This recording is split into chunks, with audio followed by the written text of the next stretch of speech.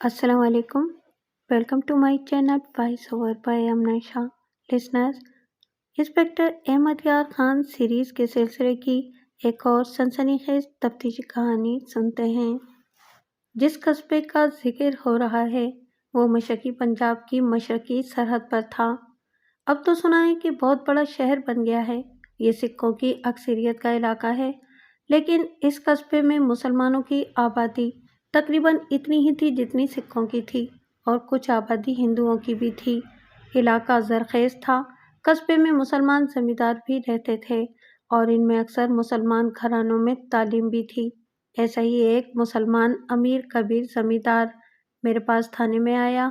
उसकी आंखों में आंसू और चेहरे पर गम का बड़ा गहरा तासुर देखकर मैं जान गया कि कोई अच्छी खबर नहीं लाया।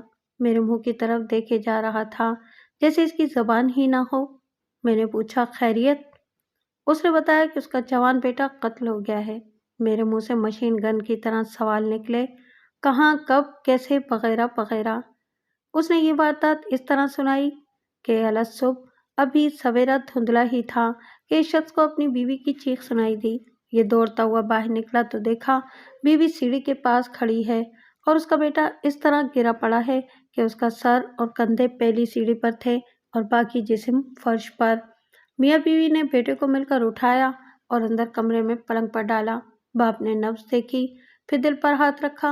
नब्ज भी खामोश और दिल भी खामोश था।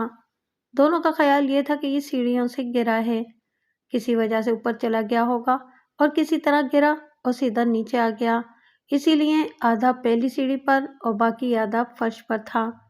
माँ बाप कैसे यकीन कर लेते कि ये मर गया है? ये बाप जब मुझे ये रिपोर्ट दे रहा था उस वक्त 10:30 या पौने 11 बजे का वक्त हो गया था। मैंने पूछा कि वो इतनी देर से थाने क्यों आया है। उसने बताया कि वो मान ही नहीं सकता था कि उसका बेटा मर चुका है, और ये तो वो सोच ही नहीं सकता था कि बेटा कत्ल हुआ है। वो बेटे को बेहोश समझता रहा और डॉक्टर के घर को दौड़ पड़ा। वो हिंदू डॉक्टर था जो सरकारी अस्पताल का सिविल सर्जन कहलाता था।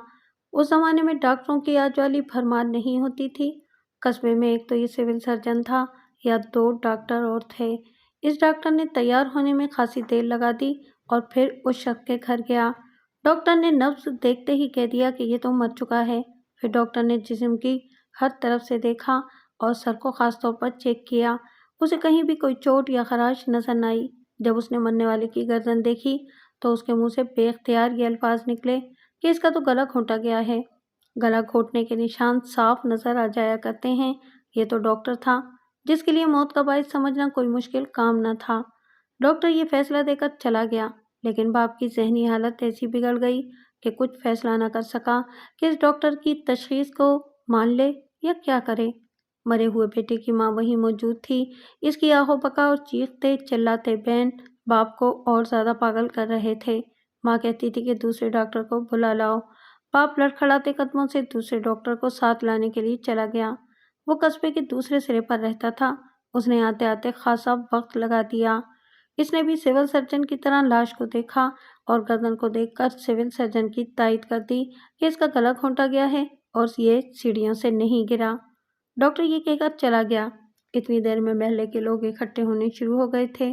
औरतें सहन में हुजूम करके आ गईं और आदमी जो भी आता था वो सबसे पहले मकतूब को देखता और अपनी राय देता था। इस तरह बाप का वक्त ज़ाया होता रहा और अक्लमंद किस्म के 2-3 आदमियों के कहने पर वो थाने आ गया और इस वक्त 10:30 बज चुके थे।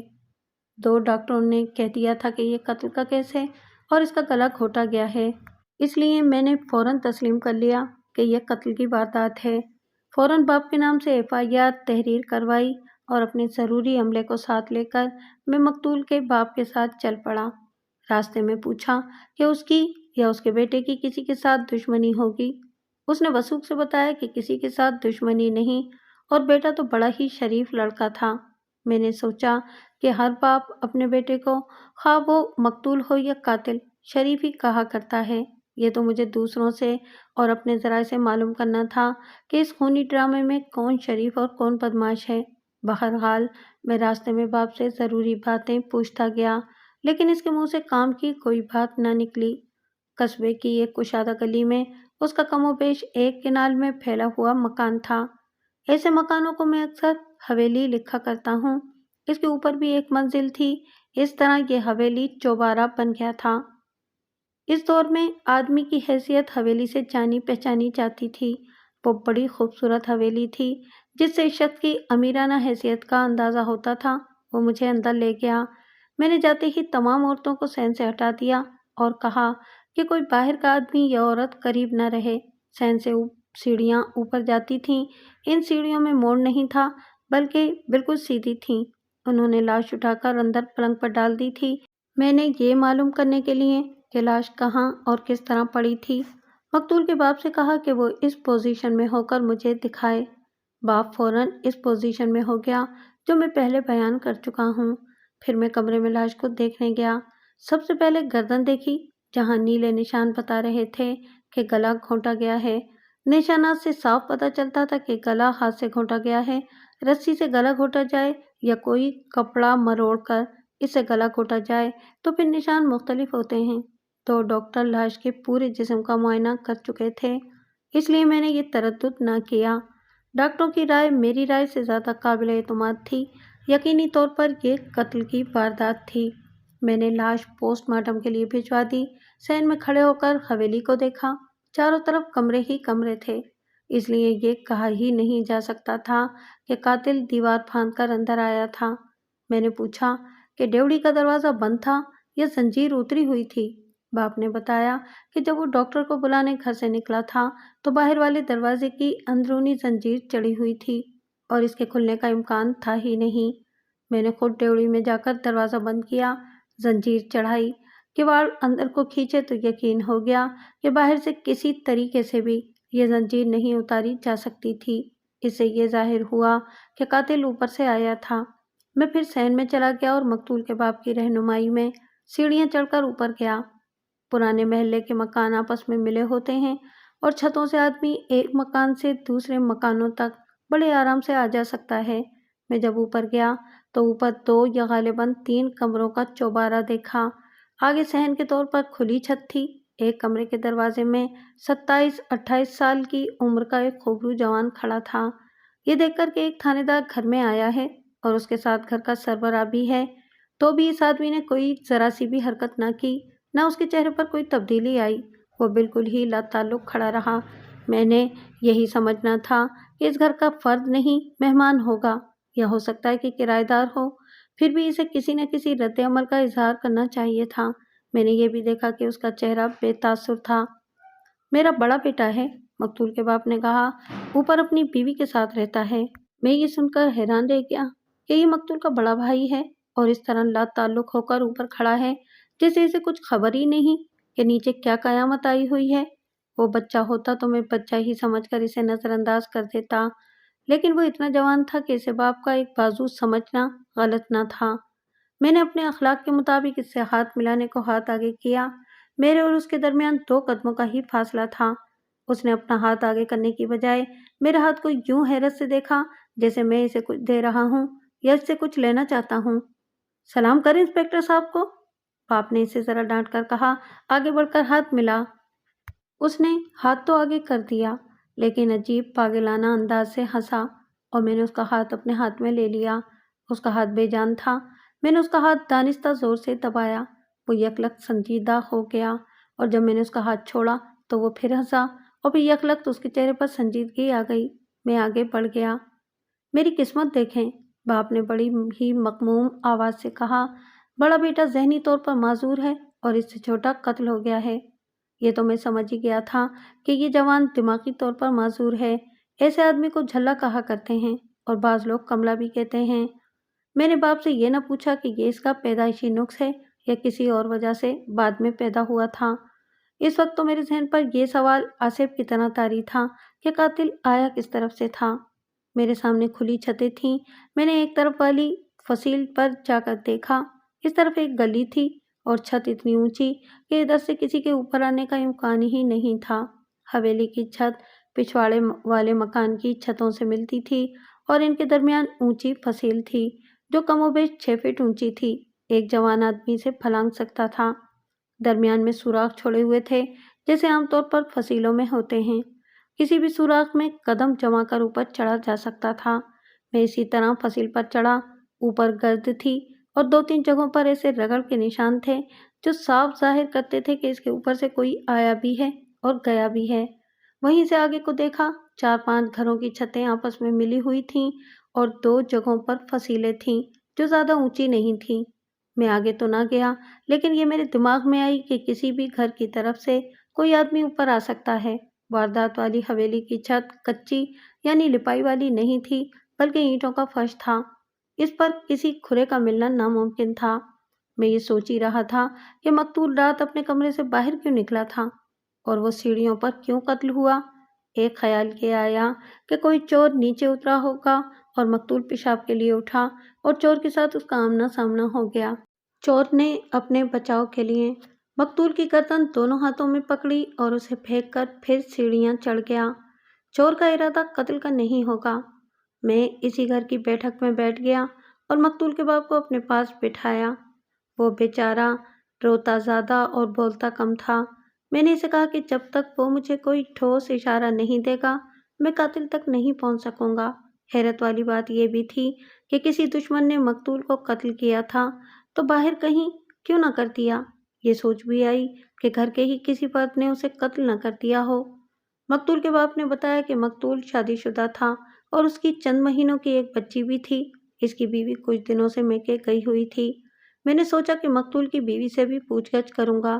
مجھے امید ہوئی کہ بیوی جانتی ہوگی کہ مقتول کی باہر کس کے ساتھ دشمنی تھی۔ میں نے مقتول کے باپ سے کہا کہ اس کی یہ بہو تو اطلاع ملتے ہی آ گئی ہوگی۔ نہیں، باپ نے کچھ دیر سوچ کر جواب دیا، نہیں آئی اور شاید نہیں آئے۔ میں نے حیران ہو کر پوچھا کہ وہ کیوں نہیں آئے گی؟ باپ نے بتایا کہ سسرال کے ساتھ مقتول کی اچھی خاصی چپکلش چل رہی تھی۔ وہ اس لیے کہ مقتول کو اپنی بیوی پسند نہیں تھی۔ شادی کو 2 سال ہو گئے تھے، ان کی ایک دن بھی آپس میں نہیں بنی تھی۔ ذرا سی بات پر دونوں لڑتے جھگڑتے تھے۔ میں نے وجہ پوچھی کہ مقتول کو بیوی کیوں اچھی نہیں لگتی تھی، کیا وہ بدصورت ہے؟ باپ نے بتایا کہ بدصورت تو نہیں، لیکن خوبصورت بھی بالکل نہیں۔ اس کا رنگ سانولا ہے اور وہ گھریلو قسم کی عورت ہے اور چاؤ چونچلے نہیں کرتی۔ یہ ذہن میں رکھیں کہ مقتول کی عمر 24-25 سال تھی۔ اس عمر میں سنجیدگی اور پختگی پوری طرح بیدار نہیں ہوئی ہوتی۔ مقتول گوری چٹی اور شوق سی بیوی چاہتا ہوگا۔ بہرحال اس وقت یہ دیکھنا تھا کہ قاتل کو پکڑنے کے لیے میں کیا چاہتا ہوں۔ باپ نے بتایا کہ مقتول نے بیوی کو مارنا پیٹنا بھی شروع کر دیا تھا۔ بیوی نے بیٹی کو جنم دیا تو مقتول اور زیادہ بگڑ گیا۔ کہتا تھا اسے بیٹا پیدا کرنا چاہیے تھا۔ اس حقیقت کو تو وہ تسلیم ہی نہیں کرتا تھا کہ یہ تو اللہ کی دین ہے، بیٹی دے یا بیٹا۔ باپ نے لمبی چوڑی تفصیلات نہ سنائی، لیکن میں سارا فطور سمجھ گیا۔ مقتول نے طلاق تک نوبت پہنچا دی تھی، لیکن باپ راستے میں حائل تھا۔ میں اس فتنہ اور فساد کو اپنے زاویے سے دیکھ رہا تھا۔ میں نے پوچھا کہ مقتول کے سسر یا بھائیوں نے بھی کوئی دھمکی دی تھی یا ان کا رویہ اور رد عمل کیا تھا؟ باپ نے جواب دیا کہ مقتول کا سسر تو گلے شکوے کرتا اور مقتول کا باپ اسے راضی کر لیتا تھا، لیکن مقتول کے 2 سالے تھے جو دھمکیوں کی زبان میں بات کرتے تھے۔ میری ایک بات ذہن میں رکھیں چودھری، میں نے کہا، میں قتل کی تفتیش کر رہا ہوں۔ مجھے یہ بتاؤ کہ میاں بیوی کے درمیان جو چپکلش تھی اور سسرال کا جو رویہ تھا، کیا یہ قتل تک پہنچ سکتا تھا؟ کیا یہ معاملہ اتنا سنگین ہو گیا تھا؟ اس کا فیصلہ تو آپ ہی کر سکتے ہیں، باپ نے کہا۔ میں آپ کو حالات بتا رہا ہوں۔ میری بہو کا بڑا بھائی خود بھی غنڈہ ہے اور غنڈے ہی اس کے دوست ہیں۔ وہ کہتا پھرتا ہے کہ طلاق دے کر تو دیکھیں، اس شخص کو قبر میں اتار دوں گا۔ میں نے مقتول کے اس سالے کا نام پوچھا۔ باپ نے نام بتایا تو مجھے کچھ اطمینان ہوا، کیونکہ اس شخص کو میں نہایت اچھی طرح جانتا تھا۔ اچھی خاصی سلام دعا بھی تھی۔ اس کا اصل نام کچھ اور تھا، میں اسے رضا لکھوں گا۔ اس کے ذریعے میں اس خاندان کی حیثیت وغیرہ سے بھی واقف تھا۔ یہ بھی مسلمانوں میں ایک امیر زمیندار خاندان تھا۔ رضا کا باپ اور چھوٹا بھائی کپڑے کا ہول سیل کاروبار کرتے تھے اور رضا زمینوں کی دیکھ بھال اور مزارعین کی نگرانی کرتا تھا۔ رضا جس قسم کا غنڈہ تھا وہ میں بیان کرتا ہوں۔ ایک تو گھٹیا قسم کے جرائم پیشہ آدمی ہوتے ہیں جنہیں ہم غنڈہ اور بدماش کہتے ہیں، لیکن ایک قسم معزز غنڈوں کی ہوتی ہے، اور ایسی قسم آج کل زیادہ دیکھنے میں آتی ہے۔ یہ حیثیت والے لوگ ہوتے ہیں، اسمبلیوں کے ممبر بھی بن جاتے ہیں اور ان کا میل جول اونچے لوگوں کے ساتھ ہوتا ہے۔ اصل میں وہ گنڈے ہی ہوتے ہیں، جس طرح آج کل قبضہ گروپ مشہور ہے اور غنڈہ گردی کے ذریعے کسی کو دھمکانا، اپنا کام نکلوانا ایک رواج بھی بن گیا ہے اور کاروبار بھی۔ رضا قتل کی واردات کر بھی سکتا تھا اور کروا بھی سکتا تھا، لیکن مجھے یہ دیکھنا تھا کہ معاملہ کیا اتنا سنگین ہو گیا تھا کہ اس کا علاج قتل ہی ہوتا یا انتقام قتل کر کے ہی لیا جانا تھا۔ یہ تو میں نے مخبروں سے معلوم کر ہی لینا تھا۔ کسی بھی مخبر نے یقینی طور پر یہ تو کہنا ہی نہیں تھا کہ یہ قتل رضا نے کیا یا کروایا ہے۔ مخبروں نے مجھے کچھ باتیں بتانی تھیں اور آگے میری عقل تھی جس نے ان باتوں سے اپنے مطلب کی بات نکالنی تھی۔ رضا کے خلاف دل میں شک رکھ کر میں نے مقتول کے باپ سے سوال و جواب کا سلسلہ شروع کر دیا۔ میں بال کی کھال اتارنے کی کوشش میں تھا، یعنی میں بہت ہی باریک اور بظاہر نہایت معمولی باتیں بھی پوچھ رہا تھا، مگر میں نے صاف طور پر محسوس کیا کہ مقتول کا باپ ہر بات کا جواب نہیں دے سکتا، دینا نہیں چاہتا، یا شاید یہ صدمے کا اثر تھا کہ وہ پوری طرح تعاون نہیں کر رہا تھا۔ میں نے مناسب سمجھا کہ اسے اس صدمے کی حالت میں مزید پریشان نہ کروں۔ میں نے اس سے پوچھا کہ اس کے مقتول بیٹے کے سسرال کہاں کے رہنے والے ہیں؟ اس نے جو جواب دیا اس سے میرا ذہن کچھ اور روشن ہو گیا۔ مقتول کے سسرال اسی محلے میں رہتے تھے، پہلو والی گلی میں، اس حویلی سے چوتھا یا غالباً تیسرا گھر تھا۔ مجھے فوراً خیال آیا کہ حویلی کے پچھواڑے دور تک جتنے مکان ہیں ان کی چھتیں حویلی کی چھت سے ملی ہوئی ہیں۔ میں اسی وقت اٹھ کھڑا ہوا اور باپ سے کہا کہ چلو پھر اوپر چلتے ہیں۔ میں باپ کو ساتھ لے کر اوپر چھت پر چلا گیا اور اب کرسی قریب رکھوا کر میں فصیل پر چڑھا اور مقتول کے باپ کو بھی اوپر چڑھایا اور پھر ہم دونوں پچھواڑے والے مکان کی چھت پر اتر گئے۔ وہاں سے اگلی چھتوں پر گئے، آگے ایک اور فصیل آئی جو زیادہ اونچی نہیں تھی۔ وہاں سے باپ نے میرے کہنے پر مقتول کے سسرال کا گھر دکھایا۔ میں وہاں سے واپس آ گیا۔ اب میں اس سوچ میں الجھ گیا کہ رضا بڑی آسانی سے چھتوں پر چلتا مقتول کے گھر اتر سکتا تھا۔ سیڑھیوں کا دروازہ کھلا رکھا جاتا تھا کیونکہ مقتول کا بڑا بھائی بیوی کے ساتھ اوپر والی منزل میں رہتا تھا۔ میرے ذہن میں جرم کا نقشہ یہ بنا کہ رضا اوپر سے مقتول کے پاس آیا ہوگا اور کمرے میں بیٹھ کر ان کے درمیان کچھ باتیں ہوئی ہوں گی۔ رضا قتل کی نیت سے آیا ہوتا تو مقتول کو کمرے میں ہی گلا دبا کر مار سکتا تھا، لیکن ان میں کچھ ترک کلامی ہوئی ہوگی اور رضا غصے میں اٹھ کر نکلا اور جب سیڑھیاں چڑھنے لگا تو مقتول نے کوئی ایسی بات کہہ دی ہوگی جس نے رضا کو مشتعل کر دیا اور اس نے مقتول کا گلا گھونٹا اور وہیں پھینک کر دبے پاؤں پر چلا گیا اور اپنے گھر جا پہنچا۔ میں نے مقتول کے باپ سے پوچھا کہ رضا شام کے بعد مقتول کے پاس آیا تھا؟ باپ نے کہا کہ اسے معلوم نہیں، شاید نہیں آیا۔ میں نے کچھ اور باتیں پوچھی تو دیکھا کہ باپ گول مول سی باتیں کرنے لگا تھا۔ میں نے اسے اٹھا دیا اور کہا کہ اپنی بیوی کو میرے پاس بھیج دے۔ مقتول کی ماں اپنے سینے پر آہستہ آہستہ ہاتھ مارتی اور بین کرتی میرے پاس آئی۔ میں نے اسے بٹھایا۔ اس نے پہلی بات روتے ہوئے یہ کہی، کل موہی ڈائن میرے بیٹے کو کھا گئی ہے۔ پھر اس نے اپنے خاوند کو کوسنا شروع کر دیا اور پھر بولی، میں چودھری سے کہتی تھی کہ اس کلموہی کو کہاں سے لے آئے ہو؟ تھانے دار صاحب، آپ نے میرا بیٹا دیکھا ہے؟ کیا یہ خوبصورت جوان نہیں تھا؟ باپ، اس کے لیے جو دلہن لایا وہ بھی دیکھ لینا، اس سے تو میری نوکرانی زیادہ خوبصورت ہے۔ میرا یہ چودھری خاوند تو اپنی چودراہٹ میں ہی مگن رہتا ہے، اسے کوئی ہوش نہیں کہ گھر کا حال احوال بھی دیکھ لیا کرے۔ اس عورت کی اس بات سے میں سمجھ گیا کہ مقتول کا باپ کیوں گول مول سے جواب دیتا تھا۔ اسے گھر کے حالات سے دلچسپی ہی نہیں تھی۔ یہ عورت جذبات کی ماری بولتی ہی چلی جا رہی تھی۔ آخر ماں تھی، اس کا جوان شادی شدہ بیٹا قتل ہو گیا تھا، لیکن میں یہ باتیں سننے نہیں آیا تھا۔ میں نے اسے یہ کہہ کر چپ کرایا کہ مجھے ایسی باتیں بتائے کہ میں اس کے بیٹے کے قاتل کو پکڑوں اور جلدی سے پھانسی چڑھا دوں۔ میں نے اس سے پہلی بات یہ پوچھی کہ گزشتہ رات رضا مقتول کے پاس آیا تھا؟ اس نے بتایا کہ نہیں آیا۔ اس سلسلے میں باتیں ہوئیں تو اس نے بتایا کہ مقتول کی بیوی کبھی کبھی اوپر سے ہی اپنے گھر چلی جایا کرتی اور واپس آ جاتی تھی، لیکن کبھی اس گھر کا کوئی مرد اوپر سے نہیں آیا۔ یہ بات سن کر بھی میں نے سوچا ہو سکتا ہے کہ رضا گزشتہ رات اوپر سے آیا ہو تاکہ کسی کو پتہ نہ چلے اور وہ مقتول کے ساتھ کچھ باتیں کرنے آیا ہوگا۔ مطلب یہ کہ میرے ذہن میں رضا کے خلاف شک قائم رہا۔ اس کے بعد مقتول کی ماں نے مقتول اور اس کی بیوی کی وہی باتیں سنائیں جو مقتول کا باپ سنا چکا تھا۔ فرق یہ تھا کہ یہ عورت تھی، اس لیے اس نے فطرت کے مطابق تفصیل سے باتیں سنائیں۔ ان سے مجھے یہ معلوم ہوا کہ میاں بیوی کی ناچاکی بڑی ہی سنگین نوعیت کی تھی۔ دلوں میں کدورت اور عداوت پیدا ہو گئی تھی۔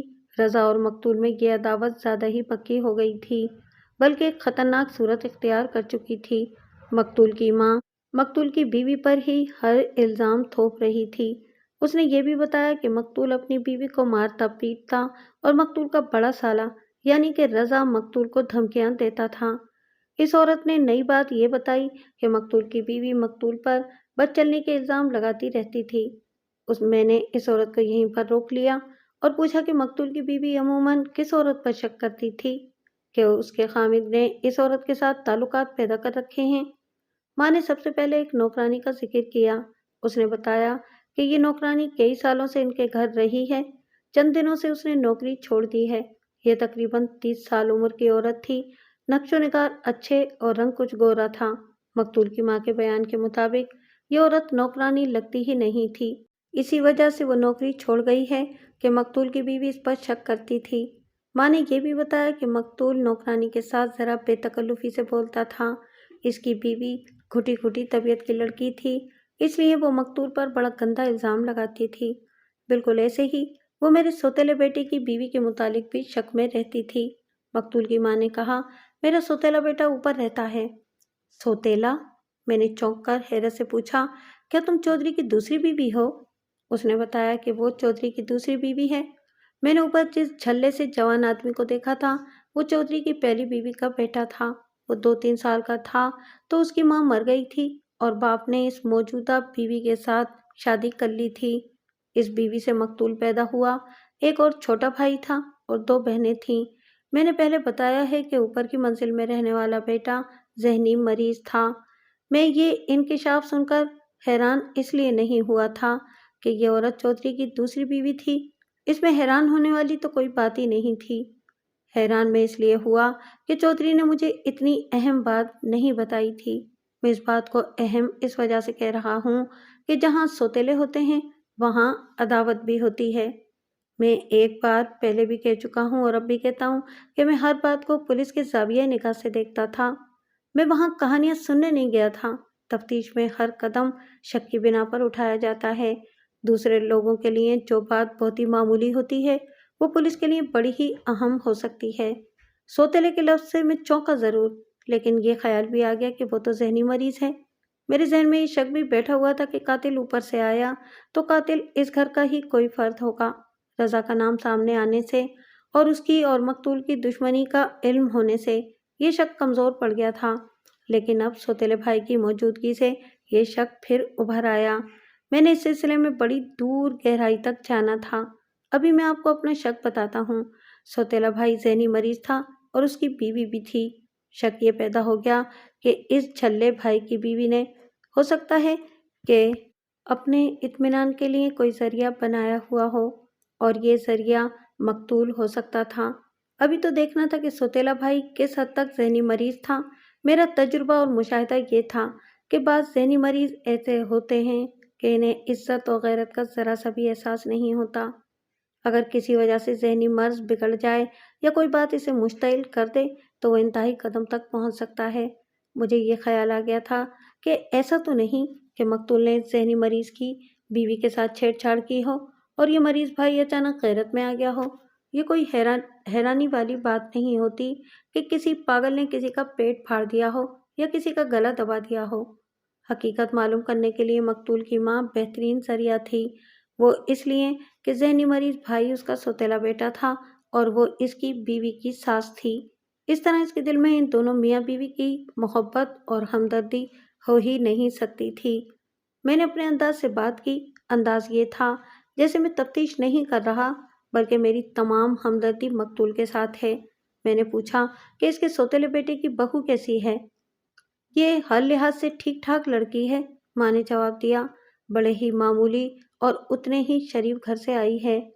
اس کے ساتھ ہوئی تو زیادتی ہے لیکن اللہ کا شکر ادا کرتی ہے کہ اتنا بڑا اور امیر گھر مل گیا ہے۔ میرے تو اشاروں پر ناچتی ہے اور ذرا شکایت نہیں کرتی۔ اس عورت نے اپنی اس بہو کی اتنی تعریفیں کی کہ میں کسی اور ہی شک میں پڑ گیا۔ میں نے مزید تفصیلات معلوم کرنے کے لیے اس سے کئی باریک باتیں پوچھیں تو یہ صورتحال سامنے آئی کہ اس کا یہ سوتیلا بیٹا عام طور پر خاموش رہتا ہے اور اکیلے بیٹھے رہنے کا عادی ہے۔ دیکھنے سے معلوم ہی نہیں ہوتا کہ یہ دماغی طور پر صحیح نہیں، لیکن اکیلا بیٹا ہنسنے لگتا ہے اور کبھی خود بولتا اور اچانک چپ ہو کر سنجیدہ ہو جاتا ہے۔ کبھی اس کے آنسو بہنے لگتے ہیں تو بہتے ہی چلے جاتے ہیں۔ اس کی بیوی نے اپنی ساس کو یعنی مقتول کی ماں کو بے تکلفی سے ہر بات بتائی تھی۔ اس ذہنی مریض کے اصلی نام کی بجائے میں اسے رحیم لکھوں گا۔ اس کی بیوی نام کی بیوی تھی، کوئی ازدواجی تعلقات نہیں تھے اور نہ رحیم کو اس تعلق کا احساس تھا۔ بیوی صبر اور شکر کرتی تھی اور رحیم کی ہر طرح کی خدمت میں چاق و چوبند رہتی تھی۔ یہ مقتول کی ماں کا بیان تھا جو میں بتا رہا ہوں۔ مجھے اپنے ذرائع سے اس بیان کی تصدیق یا تردید کروانی تھی۔ میں نے کہا کہ میں کسی اور شک میں پڑ گیا تھا جو میں ابھی ظاہر نہیں کرنا چاہتا۔ ذہن میں رکھ کر اپنے خیالوں کے گھوڑے دوڑائے۔ مقتول کی ماں ساس بھی تھی اور سوتیلی ماں بھی۔ میرے پوچھنے پر مقتول کی ماں نے بتایا کہ یہ شادی کس طرح ہوئی تھی۔ ہر کوئی جانتا تھا کہ رحیم پگلا یا جھلا ہے، کوئی بھی اسے اپنی بیٹی دینے کا ظلم نہیں کر سکتا تھا، لیکن ایک باپ ایسا مل ہی گیا۔ یہ باپ بہت ہی تھوڑی تنخواہ پانے والا آدمی تھا۔ اس کی 3 بیٹیاں تھیں، صرف ایک بیٹی کی شادی کی تو وہ مقروض ہو گیا۔ تنخواہ کا اچھا خاصا حصہ قرض کی ادائیگی میں جانے لگا۔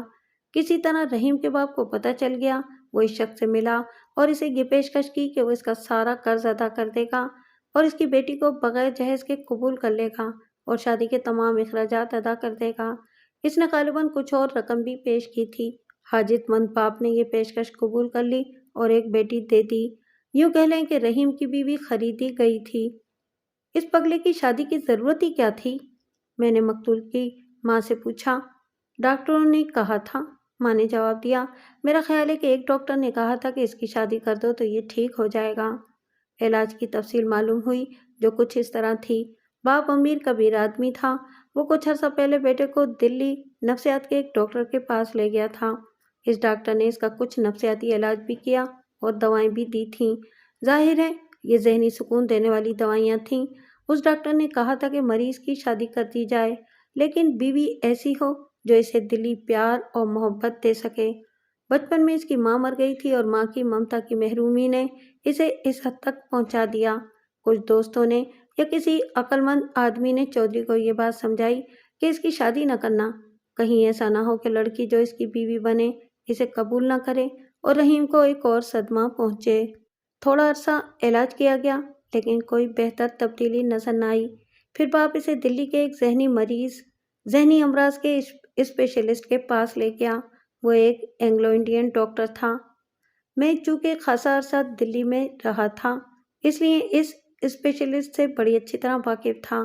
2 تفتیشوں میں مجھے اس کی مدد اور رائے کی ضرورت پڑی تھی اور اس نے بہت تعاون کیا تھا۔ اس ڈاکٹر نے رحیم کا علاج شروع کیا۔ اس نے ایسی کوئی بات نہ کہی کہ اس کی شادی کر دی جائے۔ رحیم کے باپ نے اس ڈاکٹر سے شادی کے متعلق پوچھا تو اس نے کہا کہ یقین کے ساتھ کچھ نہیں کہا جا سکتا، ہو سکتا ہے شادی سے یہ ٹھیک ہو جائے لیکن اس میں خطرہ بھی ہے۔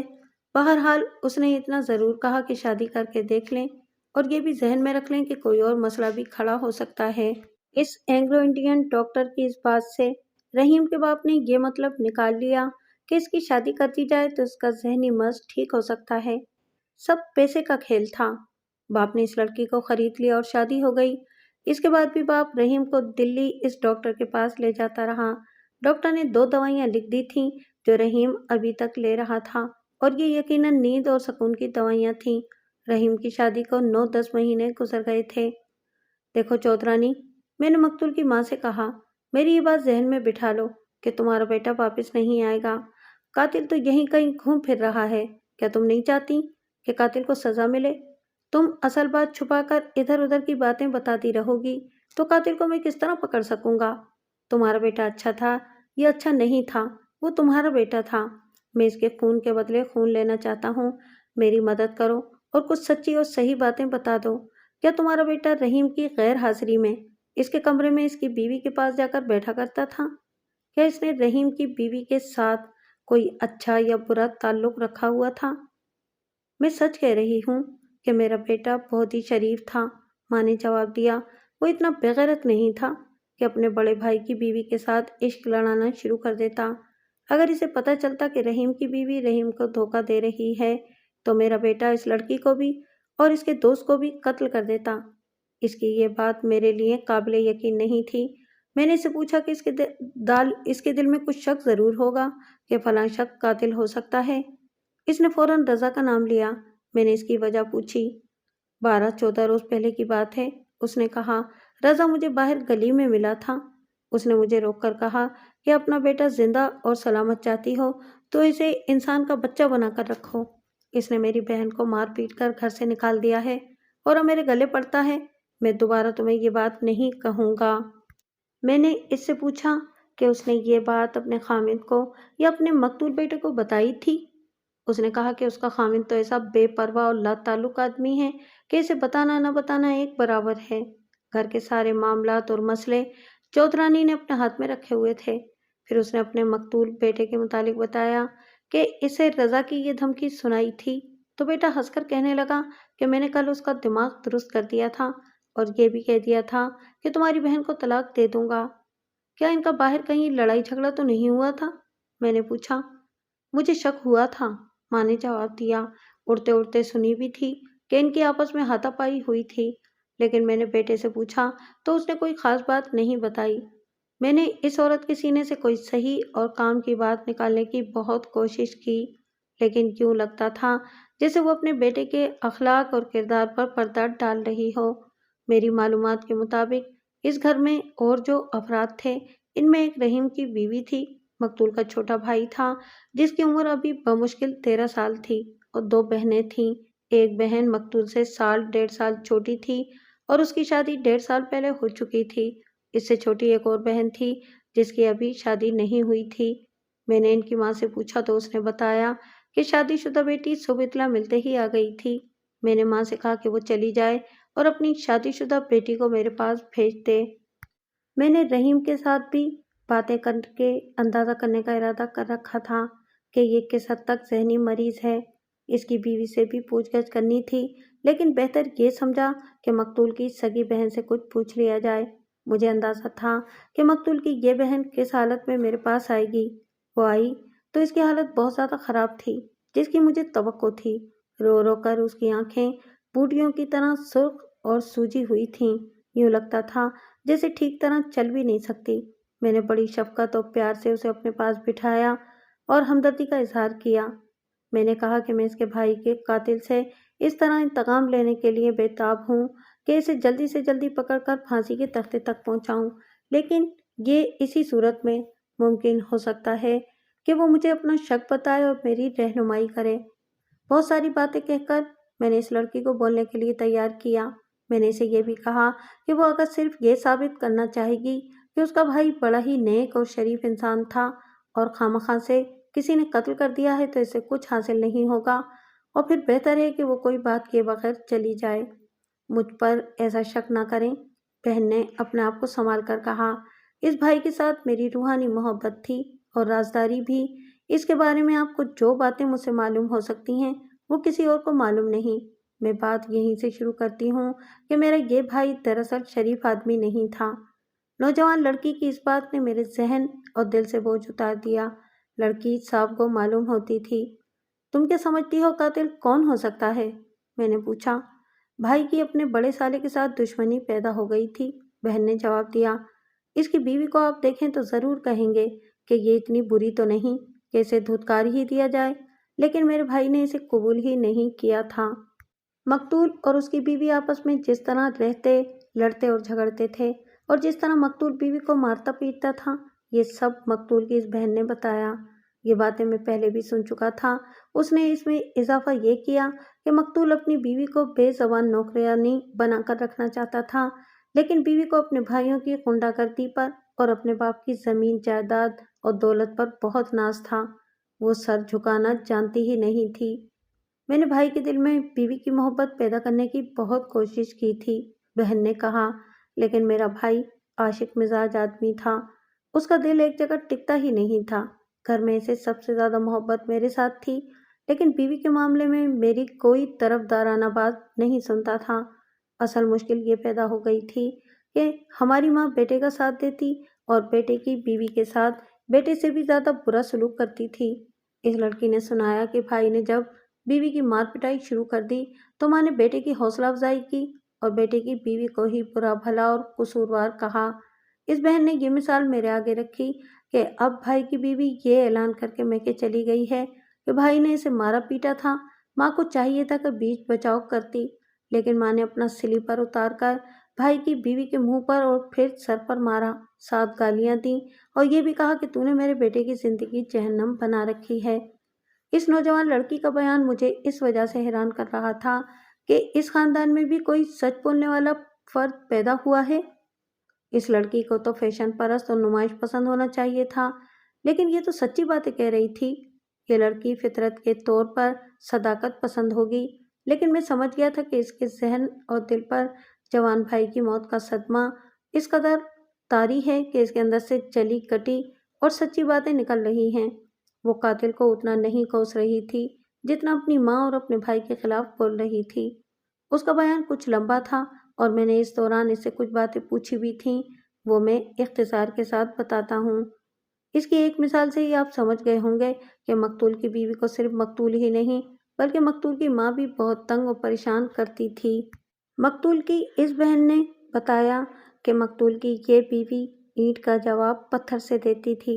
इस लड़की ने साफ अल्फाज में बताया कि सारे फसाद की असल जड़ उसकी माँ थी। खामिद पर भी और बहू पर भी और हर किसी पर अपना हुक्म चलाती थी। मकतूल की बहन ने एक इंकिशाफ और किया जिसने मेरे दिमाग को कुछ और रोशनी दे दी। उसने बताया कि कुछ दिन पहले मकतूल की और रज़ा की बाहर कहीं लड़ाई हुई थी और मकतूल ने चाकू निकालकर रज़ा को मारा। रज़ा बार बचा गया, लेकिन उसके बाजू पर जरा सा चाकू लग गया। बहन ने यह भी बताया कि मकतूल ने यह बात सिर्फ इस बहन को सुनाई थी, घर में किसी और को मालूम नहीं। ये मैं ही जानता था कि रज़ा जैसे पुरवकार गुंडे और गुंडा परवर आदमी के लिए ये बात नाकाबिले बर्दाश्त था। वो सुलझा हुआ और संभला हुआ आदमी था। मैंने सोचा कि उसने लड़ाई में ही इंतकाम लेने की बजाय यूं इंतकाम लिया कि मकतूल को इस दुनिया से ही साफ कर दिया। मैं इसकी बहन का इंतकाम भी इसमें शामिल था। मैंने ये सारी घरेलू तफसीलात सुनकर मकतूल की बहन से पूछा कि मकतूल की बीवी इस पर बदचलनी के इल्ज़ाम लगाती रहती थी, इनमें कहाँ तक सदाकत है। लड़की ने फौरन जवाब दिया कि कोई एक भी इल्ज़ाम गलत नहीं था। औरत या हुस्न जवानी के मामले में मकतूल की आदतें बहुत ही बुरी थीं। बहन ने सबसे पहले नौकरानी का जिक्र किया। उसने बताया कि 30-31 साल की खूबसूरत औरत है और इसके सरापे में ख़ास कशिश है। बहन के बयान के मुताबिक ये नौकरानी इनके पास चंद सालों से काम कर रही थी। मकतूल ने इस पर बुरी नज़र रख ली। नौकरानी ने मकतूल की इस बहन को 3-4 मरतबा कहा कि अपने भाई को समझा ले कि मुझे ऐसी बुरी और बदकार औरत ना समझे। बहन ने भाई से ये बात ना की क्योंकि उसे डर था कि मामला बिगड़ न जाए। मकतूल की बहन ने एक वाकया सुनाया। वो यूं कि एक रोज़ ये बहन अपने ससुराल से माँ बाप के घर आई। इसके ससुराल साथ वाले महल्ले में रहते थे। वो अपने घर आई तो घर में कोई भी नहीं था। वो एक कमरे की तरफ गई तो अंदर से धीमी धीमी बातों की आवाज़ें आ रही थीं और खिड़की का एक किवाड़ जरा सा खुला हुआ था। बहन ने दबे पांव इस जरा से खुले हुए किवाड़ में से अंदर झाँका तो देखा कि मकतूल नौकरानी पर दस्तदराजी करने की कोशिश कर रहा था और नौकरानी से आज़ाद होने की कोशिश कर रही थी। मकतूल ने इसकी मिन्नतें शुरू कर दी कि वह इसे इस तरह न धुतकारे और मायूस न करे और जितने पैसे मांगती है ले ले। मकतूल ने जेब से कुछ पैसे निकाले तो नौकरानी वहां से भागी और बाहर निकल आई। बहन अंदर चली गई, भाई से मिली, लेकिन उसने ये जाहिर न होने दिया कि उसने ये मंजर देखा है। घर के बाकी अफराद कहीं इधर उधर निकल गए थे। बहन मकतूल के पास बैठी बातें कहती सुनती रही और कुछ देर बाद बाहर निकली और इस कमरे में गई जहां नौकरानी झाड़ पोंछ कर रही थी। नौकरानी पर भी बहन ने ये जाहिर न होने दिया कि उसने ये मंजर देखा है, लेकिन नौकरानी ने उसे बताया कि आज उसके भाई ने ये हरकत की है। अगर इसे पास कर लो तो ठीक, वरना मैं नौकरी छोड़ दूंगी और अपनी बेइज्जती का इंतकाम भी लूंगी। बहन ने कहा कि मकतूल की बीवी सारे घर में सिर्फ इसे यानी इस बहन को अच्छा और मुखलिस समझती थी और दिल की हर बात उसके साथ कर लेती थी। बीवी ने इस बहन को चंद मर्तबा बताया था कि मकतूल नौकरानी के साथ छेड़छाड़ करता रहता है। मालूम हुआ कि नौकरानी ने खुद मकतूल की बीवी को ये बात बताई थी। फिर नौकरानी नौकरी छोड़ गई। कोई और आदमी नौकरानी की ये बात सुनता تو ہنس پڑتا کہ یہ غریب سی گھروں میں کام کرنے والی عورت کیا انتقام لے گی، لیکن میں ہر تھانے دار کی طرح جرم و گناہ کی دنیا کا آدمی تھا۔ جو میں نے دیکھا وہ عام لوگ نہیں دیکھ سکتے۔ میں نے مقتول کی بہن سے کہا کہ نوکرانی نے انتقام کی جو دھمکی دی ہے اس کے متعلق اس کی رائے کیا ہے؟ کیا یہ کھوکھلی دھمکی تھی یا نوکرانی کے پیچھے کوئی طاقت یا پشت پناہی تھی؟ مقتول کی بہن نے بتایا کہ سچی بات تو یہ ہے کہ وہ اس کی دھمکی سے ڈر گئی تھی۔ بہن نے کہا کہ باہر کی اکثر باتیں گھروں کی عورتوں تک بھی پہنچ جاتی ہیں۔ اس نوکرانی کے متعلق اس نے بتایا کہ اس کا خامند بڑا کمزور، معذور اور مزدوری پیشہ آدمی ہے اور گھر کے اخراجات نوکرانی خود پورے کرتی ہے۔ بہن نے یہ بھی بتایا کہ سنا ہے کہ ایک بہت بڑا غنڈہ اور بدمعاش آدمی شہر میں موجود ہے جس نے نوکرانی کو باقاعدہ دوست بنا رکھا ہے۔ یہ بات ڈھکی چھپی نہیں، ہو سکتا ہے نوکرانی کے خامد کو بھی معلوم ہو۔ نوکرانی صرف اس لیے نوکری کرتی ہے کہ لوگ یہ نہ کہیں کہ اپنا سراپا اور عصمت کی کمائی کھا رہی ہے۔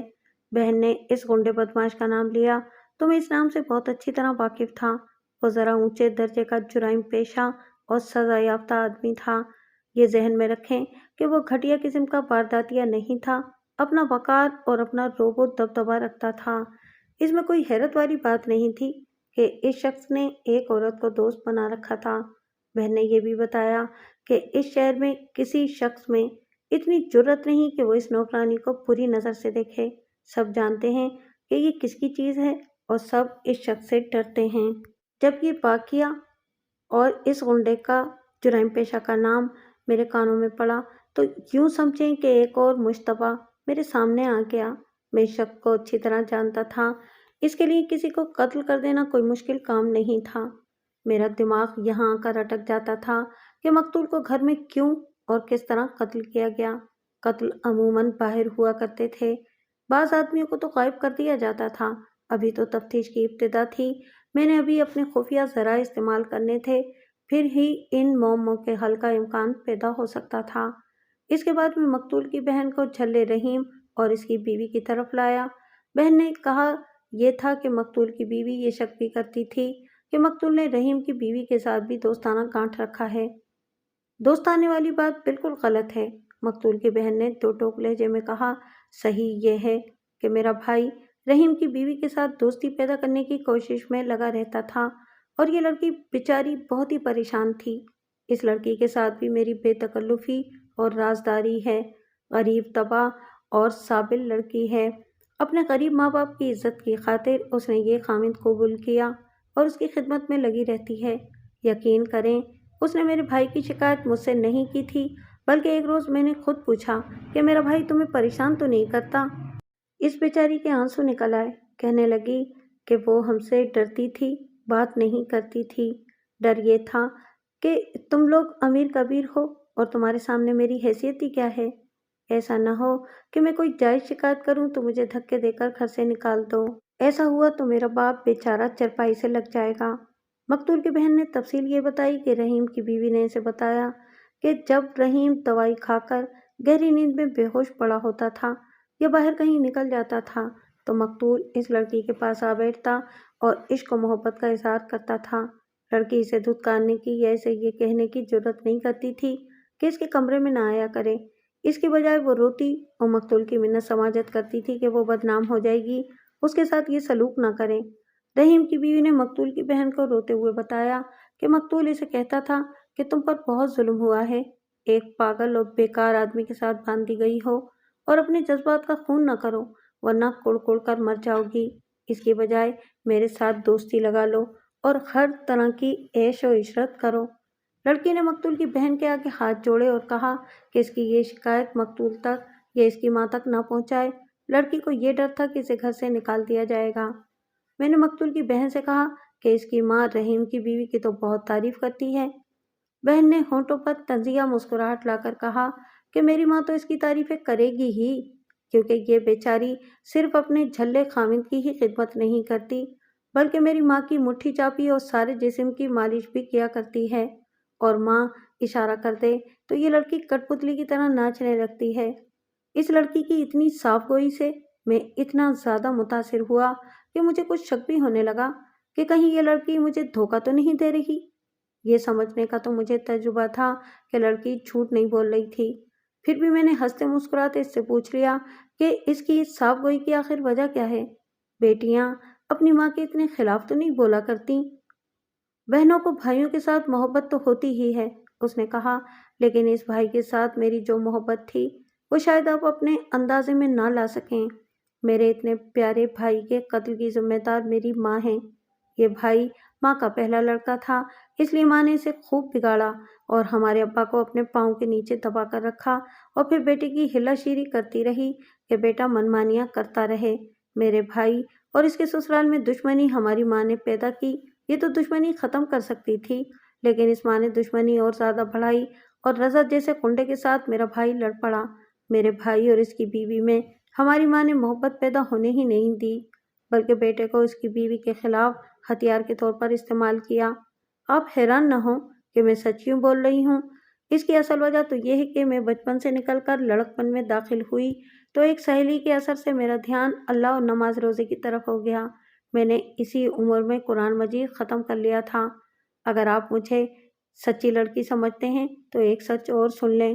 میری شادی کا وقت آیا تو اپنی رشتہ داری میں ایک لڑکا میرے دل کو بہت اچھا لگتا تھا اور میں اسی کے ساتھ شادی کرنا چاہتی تھی اور ہو بھی سکتی تھی۔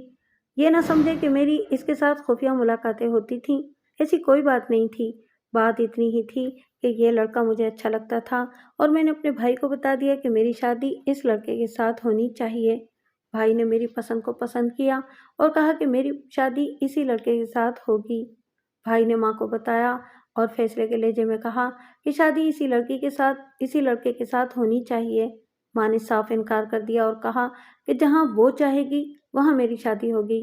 یہ ہماری ماں کی عادت ہے کہ اپنی چلاتی ہے اور کسی دوسرے کی بات کتنی ہی اچھی کیوں نہ ہو اسے رد کر دیتی ہے، اور پھر ہوا بھی یہی کہ میری شادی میری پسند کے خلاف کی گئی۔ میں نے اس خامی کو قبول تو کر لیا، لیکن اس لڑکے کو اب بھی دیکھتی ہوں تو دل میں چبھن سی ضرور ہوتی ہے۔ میں نے دل کو یہ تسلی دے رکھی ہے کہ جو قسمت میں ہوتا ہے وہی ملتا ہے، اور اللہ کا شکر ہے کہ جو ملا وہ ٹھیک ہے۔ یہ لڑکی کوئی پڑھی لکھی نہیں تھی، ورنہ یہ دو لفظ ضرور استعمال کرتی، ایک انا پرستی اور دوسرا ڈکٹیٹرشپ۔ میں سمجھ گیا کہ اس کی ماں انا پرست ہے اور اپنے ہی فیصلے ٹھوستی ہے۔ بہرحال مجھے اس سوال کا جواب مل گیا کہ لڑکی اپنوں اور اپنی ماں کے خلاف ہی کیوں بول رہی ہے۔ میں نے اس سے رحیم کے متعلق پوچھا۔ اس نے وہی باتیں بتائیں جو میں پہلے دوسروں کی زبانی سن چکا ہوں۔ اس نے اس بات کی تائید کی کہ رحیم کو یہ احساس ہی نہیں کہ وہ اس لڑکی کا خامند ہے جو اس کے ساتھ کمرے میں رہتی ہے۔ رحیم کی بیوی نے مقتول کی بہن کو یہ بات بتائی تھی، یہ بھی کہ بیوی رحیم کے ساتھ پیار محبت کی باتیں کرتی رہتی ہے۔ یہ بھی معلوم ہوا کہ رحیم رات کو دوسرے کمرے میں سویا کرتا تھا، اس نے نیند کی گولی کھائی ہوئی ہوتی تھی۔ کبھی کبھی بیوی اسے بہلا پھسلا کر اپنے کمرے میں لے آتی تھی۔ مقتول کی بہن سے نئی بات یہ معلوم ہوئی کہ رحیم چپ چاپ رہتا ہے اور جب چلتا پھرتا ہے تو نارمل لگتا ہے، لیکن چلتے چلتے رک جاتا ہے، پھر اس کے آنسو بہنے لگتے ہیں یا ہنسنے لگتا ہے۔ نئی بات یہ معلوم ہوئی کہ اسے کبھی کبھی غصہ آ جاتا ہے اور غصے کی حالت میں اس کے سامنے جو چیز بھی آئے وہ توڑ دیتا ہے۔ مقتول کی بہن نے دو واقعات سنائے جو ایک ہی جیسے ہیں۔ باہر کہیں ایک لڑکے نے اس کا مذاق اڑایا، اس نے اس لڑکے کی گردن اپنے دونوں ہاتھوں میں پکڑ لی اور گردن ایسی دبائی کہ لڑکے کی آنکھیں باہر آ گئیں۔ اگر اسے 2-3 بڑے آدمی چھڑا نہ لیتے تو لڑکا مارا گیا تھا۔ 2-4 مہینوں بعد ایک اور لڑکا اسے چھیڑ بیٹھا تو اس کی بھی گردن رحیم نے اسی طرح دبوچ لی اور دوسروں نے چھڑایا۔ یہ دو واقعات سن کر یہ شک پیدا ہو گیا کہ مقتول کو اسی نے ہی قتل نہ کر دیا ہو، کیونکہ مقتول کی گردن بھی دونوں ہاتھوں سے دبائی گئی تھی۔ میرے لیے ضروری ہو گیا کہ رحیم کو دیکھ لوں اور اس کے ساتھ کچھ باتیں کروں اور دیکھوں کہ وہ عقل کی کوئی بات کرنے کے قابل ہے یا نہیں۔ مقتول کی بہن نے مجھے اچھی خاصی روشنی دکھا دی تھی۔ رضا پر شک پختہ ہوتا جا رہا تھا۔ کچھ شک اس جرائم پیشہ آدمی پر تھا جس نے ان کی نوکرانی کو دوست بنایا ہوا تھا۔ 3-3:30 کا وقت ہو گیا تھا۔ لاش پوسٹ مارٹم کے بعد آنے ہی والی تھی۔ مجھے معلوم تھا کہ لاش آئی تو یہاں کیا کوہرام برپا ہو جائے گا۔ میں اس سے پہلے یہاں سے نکل جانا چاہتا تھا۔ مقتول کے باپ کو بلا کر کہا کہ رحیم کو میرے پاس لے آئے۔ مقتول کی بہن کو میں نے فارغ کر دیا تھا۔ رحیم کے باپ نے کہا کہ وہ تو پگلا لڑکا ہے، اس سے آپ کیا پوچھ سکیں گے، اسے رہنے ہی دیں۔ میں نے اسے کوئی وجہ نہ بتائی، بس اتنا کہا کہ اسے میرے پاس چھوڑ کر باپ باہر چلا جائے۔ باپ گیا اور 5-7 منٹوں بعد رحیم کو ساتھ لے آیا۔ میں نے اٹھ کر رحیم کا استقبال کیا اور ہاتھ اس کی طرف بڑھایا۔ اس نے پہلے کی طرح اب بھی میرے ہاتھ کی طرف دیکھا اور اپنا ہاتھ میری طرف نہ کیا۔ میں نے آگے بڑھ کر بازو اس کی کمر میں ڈال کر اسے اپنے ساتھ لگا لیا اور پیار سے کہا کہ بیٹھ جاؤ۔ وہ کرسی پر بیٹھ گیا اور چہرے پر حیرت کا تاثر لیے میرے منہ کی طرف دیکھتا ہی رہا۔ رحیم بھائی، میں نے کہا، مجھے بہت افسوس ہے کہ تمہارا بھائی مارا گیا ہے۔ بھائی؟ رحیم نے کہا، کون بھائی؟ جھوٹ، نہیں مارا گیا۔ تمہارے کتنے بھائی ہیں رحیم؟ میں نے پوچھا۔ تمہارے کتنے بھائی ہیں؟ رحیم نے بے تاثر سی آواز میں کہا اور پھر ہنسنا شروع کر دیا۔ کیا تمہاری بیوی نے تمہیں کچھ نہیں بتایا؟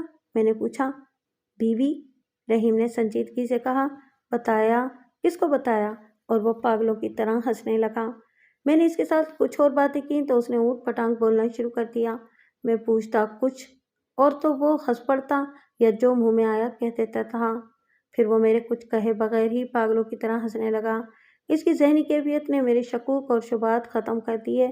اس کے باپ کو بلا کر کہا کہ اسے لے جائے۔ میں تھانے جانے کے لیے اٹھ ہی رہا تھا کہ ہیڈ کانسٹیبل آ گیا۔ پوسٹ مارٹم ہو گیا تھا اور لاش آ رہی تھی۔ پوسٹ مارٹم رپورٹ یہی تھی کہ مقتول کو ہاتھوں سے گلا گھونٹ کر مارا گیا ہے۔ جسم پر ضرب یا زخم کا کوئی اور نشان نہیں تھا۔ موت رات 12 اور 12:30 بجے کے درمیان واقع ہوئی تھی۔ تھانے جاتے ہی میں نے مخبروں کو طلب کیا۔ مخبروں نے خود ہی آ جانا تھا، لیکن میں اپنی عادت کے مطابق چاہتا تھا کہ وہ جلدی آ جائیں۔ معزز قسم کے مخبروں کو بلانے کی ضرورت نہیں تھی، وہ تو تھانے دار کی خوشنودی کی خاطر خود ہی آ جایا کرتے تھے۔ سب سے پہلے مقتول کے محلے کا ایک ایسا صاحب حیثیت شخص آیا کہ میں کسی کو بتاتا کہ یہ میرا مخبر ہے تو کوئی بھی تسلیم نہ کرتا۔ یہاں میں یہ بتانا ضروری نہیں سمجھتا کہ فلاں کس وقت آیا اور اس نے کیا بتایا۔ میں ان سب مخبروں کی رپورٹوں کا نچوڑ آپ کو سنا دیتا ہوں۔ مجھے اس گھر میں جا کر جو کچھ معلوم ہوا تھا، یہ ساری رپورٹیں اس کی تائید کرتی تھیں۔ مقتول کوئی ایسا شریف آدمی نہیں تھا کہ لوگ اس کی شرافت کے چرچے کرتے، اور وہ کوئی ایسا بدمعاش بھی نہیں تھا کہ لوگ اس کا شمار بدمعاشوں میں کرتے۔ مقتول کا گھرانہ کوئی نیک نام گھرانہ نہیں تھا۔ مقتول کا باپ بیوی کا مرید تھا اور گھر سے باہر بڑت چودھری بنا پھرتا تھا۔ چودھری کی یہ دوسری بیوی یعنی مقتول کی ماں فسادی اور شیطان فطرت عورت تھی۔ مخبروں کی رپورٹ سے تصدیق ہو گئی کہ یہ عورت مقتول کی بیوی کو بہت تنگ کرتی تھی۔ اس کی تفصیلات پہلے میں بتا چکا ہوں۔ یہ بھی ثابت ہو گیا کہ مقتول اور اس کے سالے رضا کی آپس میں دشمنی پیدا ہو چکی تھی۔ ان کی لڑائی بھی ہوئی تھی اور مقتول نے رضا کو چاقو مارا تھا۔ یہ بھی پتہ چلا کہ رضا نے 2-3 بار کہا تھا کہ وہ مقتول کو زندہ نہیں چھوڑے گا۔ ایک معزز مخبر نے کہا کہ اس خاندان پر اللہ کی لعنت ایک نہ ایک دن پڑنی ہی تھی۔ چودھری نے ایک غریب باپ کی بیٹی اس کی مجبوری سے فائدہ اٹھا کر خریدی اور اپنے پاگل بیٹے کے ساتھ بیاہ دی۔ یہ تو زیادہ تر مخبروں نے بتایا تھا، لیکن اس معزز آدمی نے خاص طور پر کہا کہ یہ لڑکی اپنی اور اپنے خاندان کی شرافت میں شہرت رکھتی ہے۔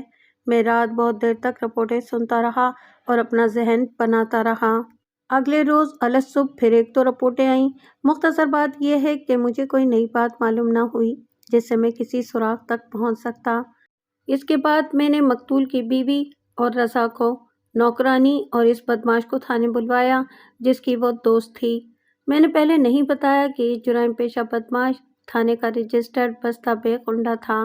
2-3 وجوہات ایسی تھیں کہ اس بدمعاش پر مجھے کوئی زیادہ شک نہیں تھا۔ اس سے زیادہ اہم نوکرانی تھی۔ یہ سب تھانے میں آئے تو میں نے پہلے مقتول کی بیوی کو اپنے پاس بلا کر بٹھایا۔ اس لڑکی میں یہی ایک نقص نکالا جا سکتا تھا کہ اس کا رنگ سانولا تھا، لیکن گہرا سانولا نہیں تھا۔ چہرے کے نقش اچھے تھے، مطلب یہ کہ خوبصورت نہیں تھی تو بدصورت بھی نہیں تھی۔ میں نے اس سے پہلی بات یہ پوچھی کہ اس کے والدین اس کے خاوند کی موت کی اطلاع پر وہاں گئے تھے۔ بیوی نے بتایا کہ کوئی بھی نہیں گیا اور نہ کوئی جائے گا۔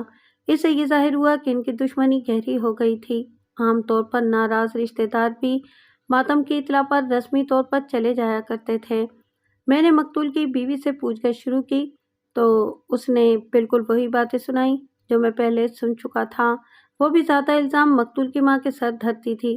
کہتی تھی کہ ماں اس کے اور اپنے بیٹے کے درمیان حائل رہتی تھی، برداشت ہی نہیں کرتی تھی کہ اس کا بیٹا بیوی کے ساتھ اچھا اور پیار محبت والا تعلق رکھے۔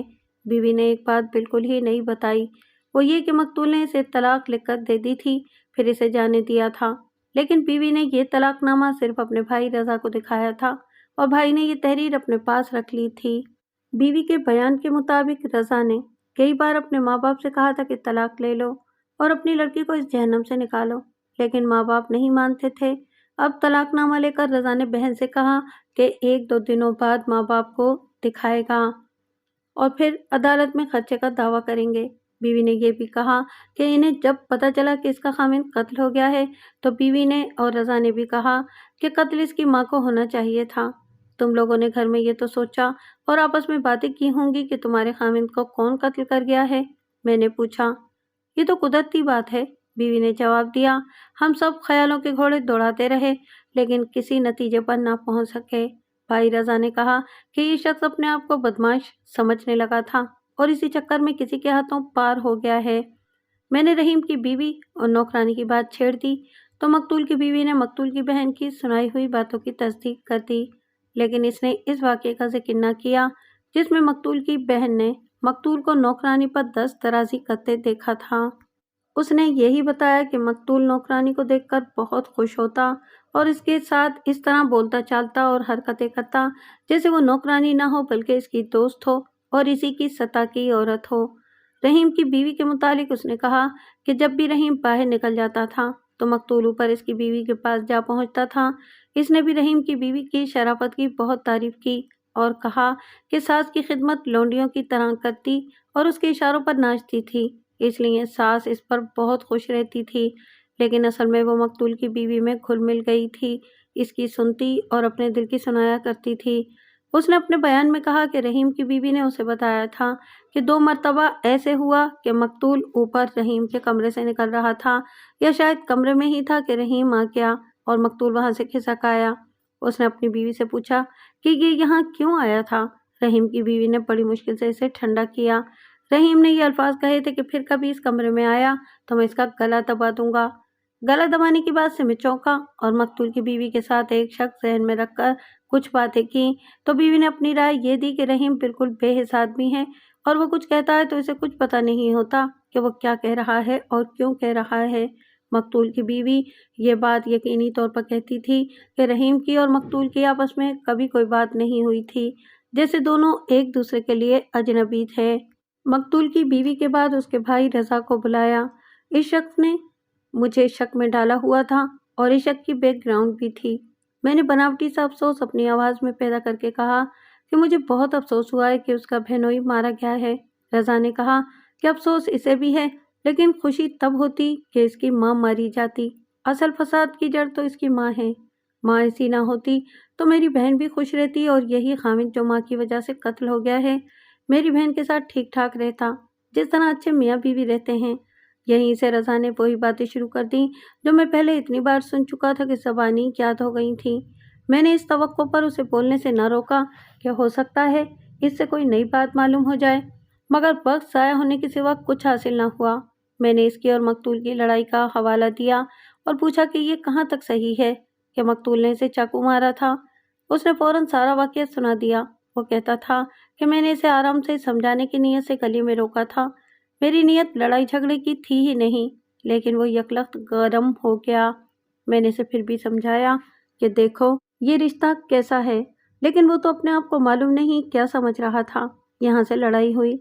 میں حیران ہوں رضا، میں نے کہا تم جیسا روپ والا آدمی چاقو کا زخم کھا کر بھی کس طرح برداشت کر گیا؟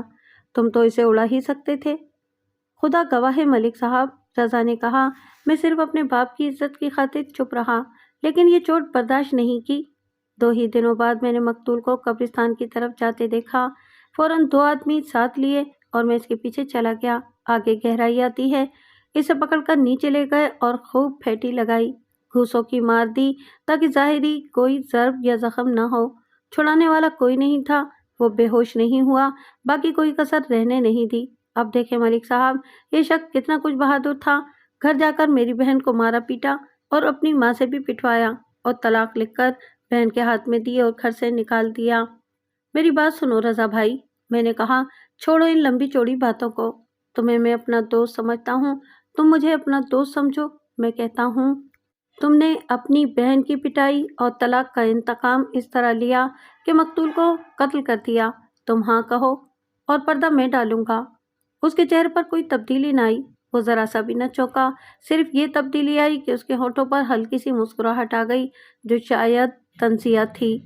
जनाब मलिक साहब, उसने कहा, यह आपका हक भी है और आपको इख्तियार भी हासिल है कि जिस पर चाहें इस पर कत्ल का या किसी भी जुर्म का इल्ज़ाम आयद कर दें। मैं अर्ज करूंगा कि मेरे लिए किसी को कत्ल करवाना कोई मुश्किल काम नहीं। इस शख्स को अगर मैं कत्ल करने का इरादा कर लेता तो जहाँ कब्रिस्तान से परे इसे मारा पीटा था, वहीं कहता कि इसे ख़त्म कर दो और यहीं कहीं ज़मीन में दबा दो। मैं सिर्फ कत्ल करता, मार पिटाई की ज़रूरत ही नहीं थी। फिर ये भी सोचें कि इसके घर जाकर कत्ल करना कितना ख़तरनाक काम था। मुझे तो ये भी मालूम नहीं था कि रात को वो कौन से कमरे में सोता है।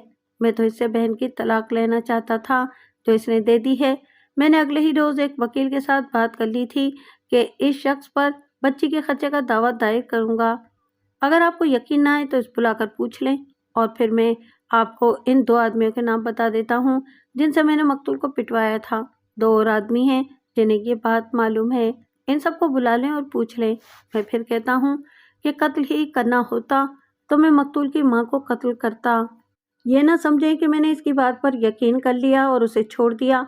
मैं इससे कुछ न कुछ पूछता रहा और जिरा भी करता रहा और बात से बात निकाल कर इसे इस मकाम तक लाने की कोशिश भी करता रहा जहां मुश्तबों और मुल्जिमों के मुंह से बेख्तियार इकबाली बात निकल जाती है।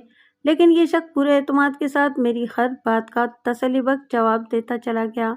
फिर भी मैंने इसे बिल्कुल साफ न समझा और इसे कहा कि वो थाने में ही रहे, क्योंकि मुझे इसकी ज़रूरत पड़ती रहेगी, और वो अपनी बहन को घर भेज दे। नौकरानी और 10 नंबरिया बदमाश आए बैठे थे। मैंने पहले नौकरानी को बुलाया। इसे देखकर मैंने महसूस किया कि वाकई इस औरत में एक खास किस्म की कशिश है। चेहरा भी अच्छा है, चेहरे का रंग भी अच्छा, और जिस्मानी साख तो खास तौर पर बहुत ही अच्छी थी। इसके चेहरे पर जो तासुरात थे, इनसे मैं बड़ी अच्छी तरह वाकिफ था। इसे बिठाया और बेतकल्लुफ़ी के अंदाज से कुछ बातें करके उसकी घबराहट कम की, और ये भी कहा कि इस पर कोई इल्ज़ाम नहीं, इससे कुछ बातें मालूम करनी हैं।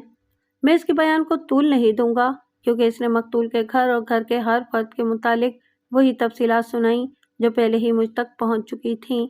मकतूल के अखलाक और चाल चलन के मुतालिक मकतूल की बहन ने जो बातें सुनाई थीं, वही इस नौकरानी ने भी सुनाई।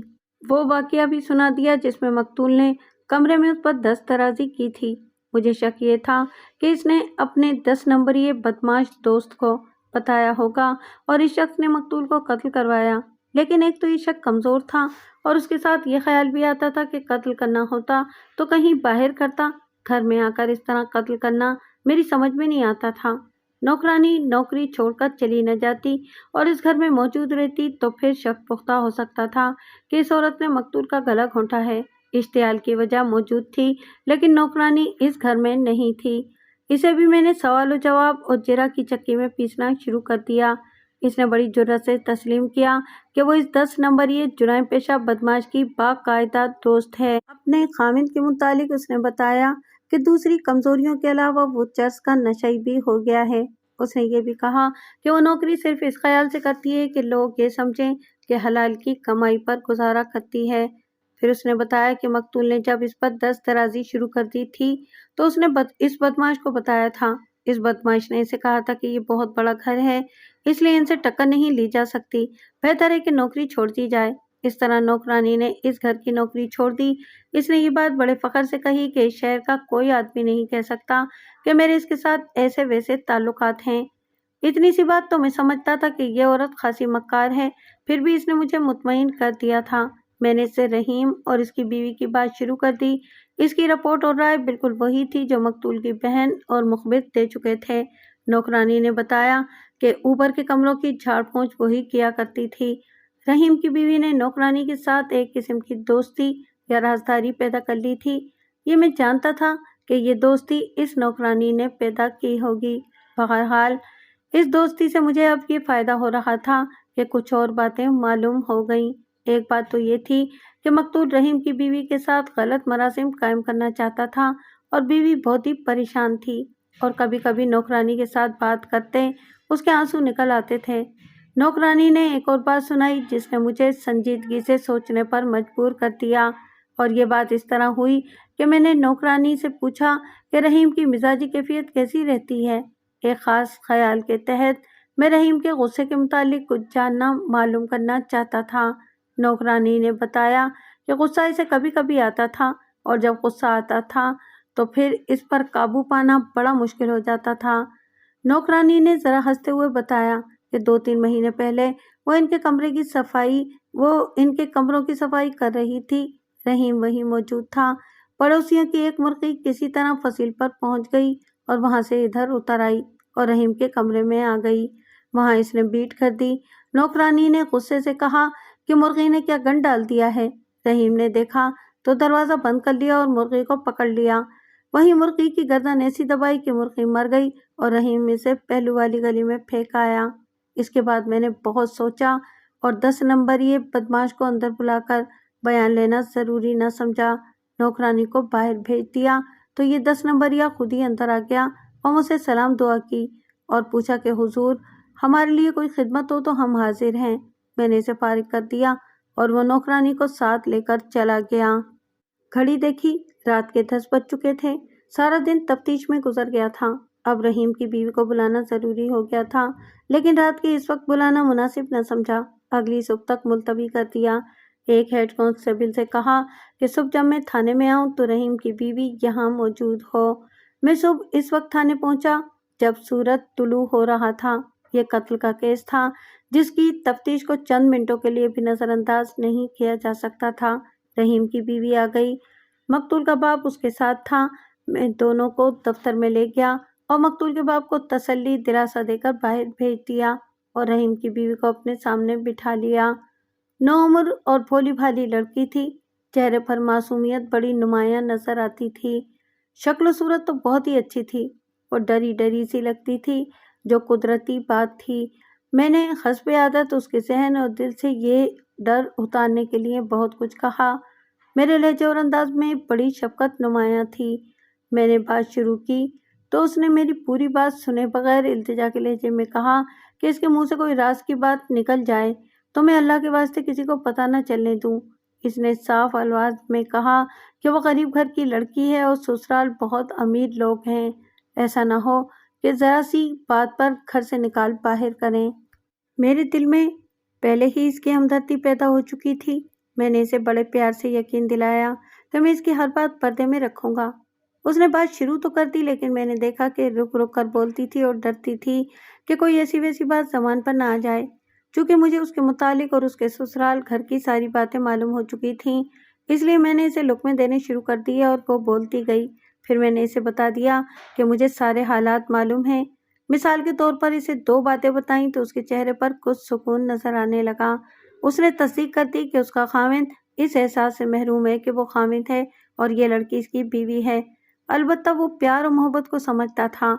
इस लड़की को मैं असली नाम की बजाय नसरीन लिखूंगा। एक तो नसरीन बात करते हुए डरती थी, इसलिए रुक रुक कर बोल रही थी। दूसरा, मैंने महसूस कर लिया कि ये ज़्यादा बोलने वाली लड़की है ही नहीं। मैं इसके बयान को भी तूल नहीं दूंगा, क्योंकि इसने अपनी शादी और फिर अज़दवाजी ज़िंदगी के मुतालिक जो बयान दिया वो बिल्कुल इन बयानात की तस्दीक थी जो मैं मुख्तलिफ अफराद की ज़बानी पेश कर चुका हूँ। मेरी हौसला अफजाई से उसने ज़रा रवानी से बोलना शुरू कर दिया। मुख्तसरन यूँ कि इन तीनों बहनों से इनका बाप बहुत ही प्यार करता था। बाप की गुर्बत और मजबूरी की बात तो पहले ही सुनाई जा चुकी है। नसरीन ने कहा कि उसने अपने प्यारे और मोअज़्ज़ज़ बाप के लिए ये कुर्बानी दी कि एक पागल खामिद को कबूल कर लिया, और अभी तक उसने अपने दिल में कभी शिकायत पैदा नहीं की कि इसके साथ जुल्म हुआ है। बाप का कर्ज अदा हो गया और वो एक बेटी के फर्ज से फारिग हो गया, तो यही खुशी नसरीन के लिए बहुत थी। इस मासूम लड़की ने मुझे बयान देते हुए कहा कि वह अल्लाह का शुक्र अदा करती है। अगर लोग कहते हैं कि इसे बाप ने बेच डाला है तो कहते रहें। नसरीन के ये अल्फाज मुझे आज भी इतनी मुद्दत के बाद तक याद हैं। अगर मैंने कोई गुनाह किया है या भूले भटके कोई गुनाह हो गया है तो इस शादी को इस गुनाह की सज़ा समझकर कबूल करती हूँ, और अगर ये मेरी नेकी है कि एक पागल और प्यार के प्यासे खामिद को प्यार और सुकून दे सकूं, तो इसे मैं अपनी نیکی کا اجر سمجھتی ہوں۔ اگر یہی نیکی ہے تو اللہ مجھے اور اجر دے گا۔ نسرین صوم و صلاۃ کی پابند تھی۔ مقتول کی ماں کو اچھی طرح سمجھ گئی تھی کہ اس عورت کی فطرت میں فتنہ و فساد بھرا ہوا ہے، لیکن نسرین صرف اس لیے اس کی ہر بات مانتی اور اس کی خدمت کرتی تھی کہ اس کا اپنا ٹھکانہ بنا رہے۔ وہ دیکھ رہی تھی کہ مقتول کی بیوی کے ساتھ اس عورت کا رویہ کیا ہے۔ نسرین اس انتہائی برے رویے سے ڈرتی تھی، اس لیے ساس کو خوش رکھتی تھی۔ نسرین جان گئی تھی کہ رحیم پیار کا پیاسا ہے۔ اتنی چھوٹی عمر میں ماں کی ممتا سے محرومی اور سوتیلی ماں کی بے رخی اور پھر برے سلوک کا شکار ہو گیا، اور اس کی ذہنی خرابی کی وجہ یہی تھی۔ نسرین رحیم کے لیے سراپا پیار بن گئی تھی۔ وہ ہر نماز کے بعد رحیم کی ذہنی صحت یابی کی دعا مانگتی تھی اور رات کو کچھ وظائف پڑھ کر رحیم کے جسم پر پھونکے مارتی تھی۔ میں چونکہ نسرین کے ساتھ شفقت سے پیش آ رہا تھا، اس لیے اس نے ایسی باتیں بھی سنا ڈالی جن کا تفتیش کے ساتھ کوئی تعلق نہیں تھا۔ میں نے اسے روکا ٹوکا نہیں۔ مجھے توقع تھی کہ راز کی کوئی نہ کوئی بات اسی روانی میں اس کے منہ سے نکل جائے گی۔ میں نے اسے ایسے طریقے سے آہستہ آہستہ اپنے بات پر لے آیا کہ اسے محسوس ہی نہ ہو سکا کہ میں اس کے ذہن پر قابض ہو گیا ہوں۔ اس روانی میں اس نے بتایا کہ رحیم رات کو دوسرے کمرے میں سویا کرتا تھا۔ یہ نسرین کی دانشمندی تھی کہ اس نے رحیم پر کبھی جبر نہیں کیا تھا۔ ہر 8-10 روز بعد نسرین پیار و محبت کے ذریعے رحیم کو رات اپنے کمرے میں سلانے میں کامیاب ہو جاتی تھی۔ میں نے نسرین کو یاد دلایا کہ 2 مرتبہ مقتول اس کے کمرے میں گیا تھا اور اچانک رحیم آ گیا تھا۔ نسرین نے اس کی تصدیق کر دی۔ مقتول رحیم کو دیکھ کر کمرے سے نکل گیا تو رحیم نے کہا تھا کہ یہ پھر یہاں آیا تو میں اس کا گلا دبا دوں گا۔ اسی روانی میں بڑی معصومیت اور پھول پن کے ساتھ نسرین نے قتل کی رات کا واقعہ سنا دیا۔ وہ اس طرح کہ نسرین گہری نیند سوئی ہوئی تھی۔ اس رات رحیم ساتھ والے کمرے میں سویا ہوا تھا۔ نسرین نے صحیح وقت نہ بتایا، اسے وہ آدھی رات کہتی تھی۔ ہوا یوں کہ اس کی آنکھ کھل گئی۔ آنکھ ویسے ہی نہیں کھل گئی تھی بلکہ کسی نے اسے آہستہ سے ہلا کر جگایا تھا۔ اس نے دیکھا کہ پلنگ پر کوئی بیٹھا ہے۔ وہ اسے رحیم سمجھ کر بڑی تیزی سے اٹھ بیٹھی، لیکن وہ رحیم نہیں بلکہ مقتول تھا۔ نسرین اچھل کر پلنگ سے اٹھی اور فرش پر کھڑی ہو گئی۔ مقتول نے اٹھ کر اسے پکڑنا چاہا اور ساتھ ہی منت سماجت بھی کی کہ وہ شور نہ کرے۔ نسرین نے بلند آواز سے کہا کہ تم یہاں کیا لینے آئے ہو؟ فوراً نکل جاؤ۔ مقتول کو شاید پہلے ہی یہ پتہ چل گیا تھا کہ آج رات رحیم دوسرے کمرے میں سویا ہے۔ نسرین نے مجھے بتایا کہ مقتول کو یقیناً معلوم تھا کہ رحیم رات نیند کی گولی کھا کر سوتا ہے اور اسے کوئی ہوش نہیں رہتی۔ اس وقت مقتول نسرین کے لیے بھیڑیا بنا ہوا تھا۔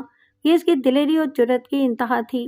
نسرین نے یہ واقعہ سناتے ہوئے کہا کہ وہ اگر دوڑتی ہوئی نیچے جاتی اور مقتول کی ماں کو جگا کر بتاتی کہ مقتول نے اس پر دست درازی کی ہے تو ماں مقتول ہی کی طرفداری کرتی، اسے بے گناہ ثابت کر دیتی اور پھر نسرین کے لیے کوئی مصیبت کھڑی ہو جاتی۔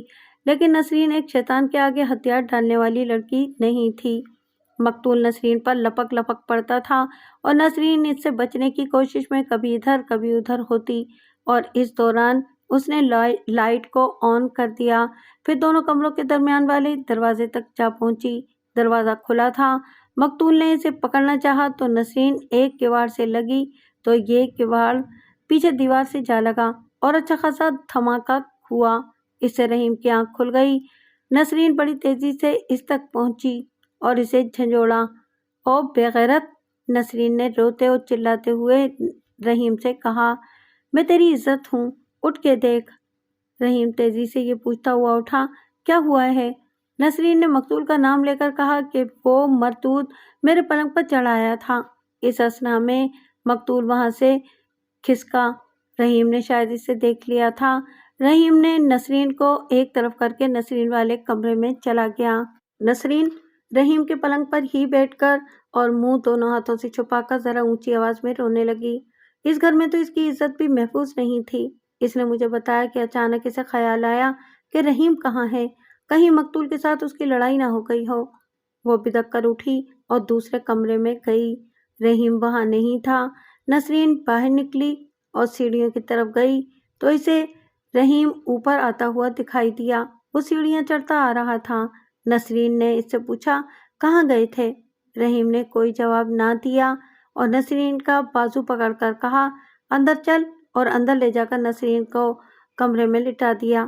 نسرین مجھے یہ وقوع سناتے سناتے اچانک چپ ہو گئی اور اس کے چہرے پر پریشانی کا تاثر آ گیا، جیسے اسے اچانک کوئی بات یاد آ گئی ہو اور یہ بات بڑی ہی خوفناک ہو۔ بھائی جان، نسرین نے مجھے کہا، آپ یہ شک تو نہیں کریں گے کہ قتل رحیم نے کیا ہے؟ وہ تو ویسے ہی نیچے چلا گیا اور واپس آ گیا تھا۔ میں نے انجان اور اناڑی بنتے ہوئے اسے تسلی دی کہ میں ایسا شک نہیں کروں گا، اور اسے شک نہ ہونے دیا کہ مجھے معمے کا حل مل گیا ہے۔ قاتل رحیم تھا اور اس نے مقتول کا گلا دبایا تھا۔ میرے پاس کوئی ثبوت نہ تھا سوائے اس کے کہ رحیم کو جس پر غصہ آتا تھا اس کا وہ گلا دبانے کی بات کرتا تھا، لیکن رحیم کو گرفتار کرنے کے لیے اتنی سی بات کافی نہیں تھی، بلکہ یہ کوئی ایسی شہادت نہیں تھی۔ نسرین کہہ سکتی تھی کہ اس نے ایسا کوئی واقعہ سنایا ہی نہیں، نہ کوئی ایسی حرکت کی ہے۔ اب دیکھیے خداوند تعالیٰ کس طرح میری مدد کرتا ہے۔ میں نسرین سے کچھ اور باتیں پوچھ رہا تھا اور اب وہ خود ہی محتاط ہو کر جواب دیتی تھی۔ اتنے میں چھوٹے دفتر کا بند دروازہ بڑے ہی زور سے کھلا۔ دونوں کیواڑ دیواروں سے لگے۔ میں نے غصے سے چونک کر ادھر دیکھا تو دروازے میں رحیم کھڑا تھا اور اس کا باپ اسے پیچھے گھسیٹنے کی کوشش کر رہا تھا۔ میرا غصہ وہیں ختم ہو گیا۔ میں نے رحیم کے باپ سے کہا، اسے اندر آنے دو چودھری۔ رحیم مجھے غصے سے گھورتا ہوا بڑی تیزی سے اندر آیا اور نسرین کے پاس کھڑا ہو گیا۔ اس نے پوچھا، تم یہاں کیوں آئی ہو؟ نسرین اٹھ کھڑی ہوئی اور اس نے جواب دیا، تھانے دار صاحب نے بلایا تھا۔ تم ہو تھانے دار؟ رحیم نے ہاتھ میری طرف غصے سے بڑھا کر کہا، اسے تم نے بلایا ہے، میں تمہارا گلا دبا دوں گا۔ اس نے نسرین کو اپنے بازو میں لیا اور کہا، آؤ چلیں۔ میں نے غصے کا ذرا سا بھی اظہار نہ کیا۔ رحیم کا باپ بھی اندر آ گیا تھا اور وہ رحیم کو بازو سے پکڑ کر باہر گھسیٹ رہا تھا۔ میں نے اسے منع کیا لیکن وہ باز نہ آیا۔ اس نے رحیم سے کہا کہ تھانے دار صاحب قتل کی تفتیش کر رہے ہیں اور انہوں نے نسرین کو اسی سلسلے میں بلایا ہے، اسے ابھی ساتھ نہ لے جاؤ۔ مجھے چودھری پر غصہ آیا کہ وہ رحیم کو غصہ دلا رہا ہے اور میں جو اس سے پوچھنا چاہتا ہوں وہ نہیں پوچھ سکوں گا، لیکن اس کا نہایت اچھا اثر ہوا۔ رحیم پاگلوں کے انداز سے بڑی زور سے کرسی پر بیٹھ گیا اور بولا، پوچھو، مجھ سے پوچھو۔ میں نے چودھری اور نسرین کو باہر بھیج دیا اور دروازہ بند کر لیا۔ رحیم کو خوش کرنے کے لیے اس کے باپ کو برا بھلا کہا اور یہ بھی کہا کہ یہ خواہ مخواہ تم جیسے اچھے اور شریف آدمی کو پریشان کرتے ہیں۔ تم اپنی کرسی پر بیٹھو۔ رحیم نے میری کرسی کی طرف اشارہ کر کے کہا، اور پوچھو کیا پوچھنا چاہتے ہو؟ تم یہ پوچھتے ہو کہ اس حرام خور کا گلا کس نے دبایا ہے؟ وہ میں نے دبایا تھا۔ اب پوچھو، چپ کیوں بیٹھ گئے ہو؟ شاباش، میں نے کہا، تم نے بہت اچھا کام کیا ہے۔ اب یہ بتاؤ کہ تم نے اس کا گلا کیوں اور کس طرح دبایا تھا؟ یہ نسرین ہے نا؟ رحیم نے کہا، یہ بڑی اچھی لڑکی ہے، میرے ساتھ رہتی ہے، میں اس کو کہیں نہیں جانے دوں گا، بہت پیار کرتی ہے۔ اس خبیث آدمی نے اس کو تنگ کیا تھا، وہ نیچے چلا گیا تو میں نے جا کر اس کا گلا دبا دیا، وہ گر پڑا اور میں اوپر آ گیا۔ یہ تو بہت ہی مختصر باتیں ہیں جو میں نے لکھی ہیں۔ اس کے ساتھ لمبی گفتگو جو ہوئی تھی وہ اس میں پاگلوں کی طرح جواب دیتا رہا اور کبھی کہا لگاتا، ہنستا بھی تھا۔ میں نے اسے باقاعدہ حراست میں لے لیا۔ اب میرے سامنے دو مسئلے تھے، ایک یہ کہ اس ذہنی معذور ملزم سے اقبالی بیان کس طرح سے لوں، اور دوسری یہ کہ شہادت اور ثبوت کس طرح فراہم کروں۔ نہایت اہم گواہ نسرین تھی جو صاف انکار کر سکتی تھی کہ مقتول اس کے کمرے میں گیا ہی نہیں تھا۔ بہرحال یہ میرا کام تھا اور اس کے لیے میں نے اپنے انگریز ڈی ایس پی سے رہنمائی مانگی تھی۔ اگلے ہی روز رحیم کا باپ ایک ہندو وکیل کو ساتھ لیے تھانے میں آ گیا۔ اس وکیل کو وہ ضلع کے مرکزی شہر سے لایا تھا جہاں سیشن کورٹ تھی۔ اس وکیل نے کہا کہ وہ ملزم کا ڈاکٹری معائنہ کرانا چاہتا ہے اور معلوم ہوا ہے کہ ملزم ذہنی طور پر معذور ہے وغیرہ وغیرہ۔ میں اس وکیل کو جانتا تھا، بڑا ہی قابل و تجربہ کار وکیل تھا۔ یہ ملزم کا حق تھا جو یہ وکیل مانگ رہا تھا۔ رحیم کے ڈاکٹری معائنے کا انتظام کیا گیا۔ میں اب آپ کو سیدھا سیشن کورٹ میں لے جاتا ہوں جہاں رحیم کے خلاف دفعہ 302 کا کیس چلا تھا۔ صفائی کے اس ہندو وکیل نے پہلے روز ہی یہ موقف اختیار کر لیا تھا کہ ملزم ذہنی طور پر معذور ہے اور یہ اپنے اعمال اور حرکات کا ذمہ دار قرار نہیں دیا جا سکتا۔ اس نے بڑی لمبی چوڑی اور عالمانہ بحث کی اور قانون کے حوالے دیے۔ یہ بھی بتایا کہ ملزم دلی کے 2 مشہور اور تجربہ کار ذہنی امراض کے ڈاکٹروں کے زیر علاج ہے اور ان دونوں ڈاکٹروں کو کورٹ میں پیش کیا جائے۔ کورٹ میں رحیم کا رویہ اور اس کی حرکات اور اس کے کہے اور پھر اس کے آنسو صاف بتا رہے تھے کہ یہ شخص دماغی طور پر صحیح نہیں، لیکن ایسی حرکات تو ہوش مند ملزم بھی کر سکتے ہیں۔ جج صرف پاگلانہ حرکت سے متاثر نہیں ہوا کرتے۔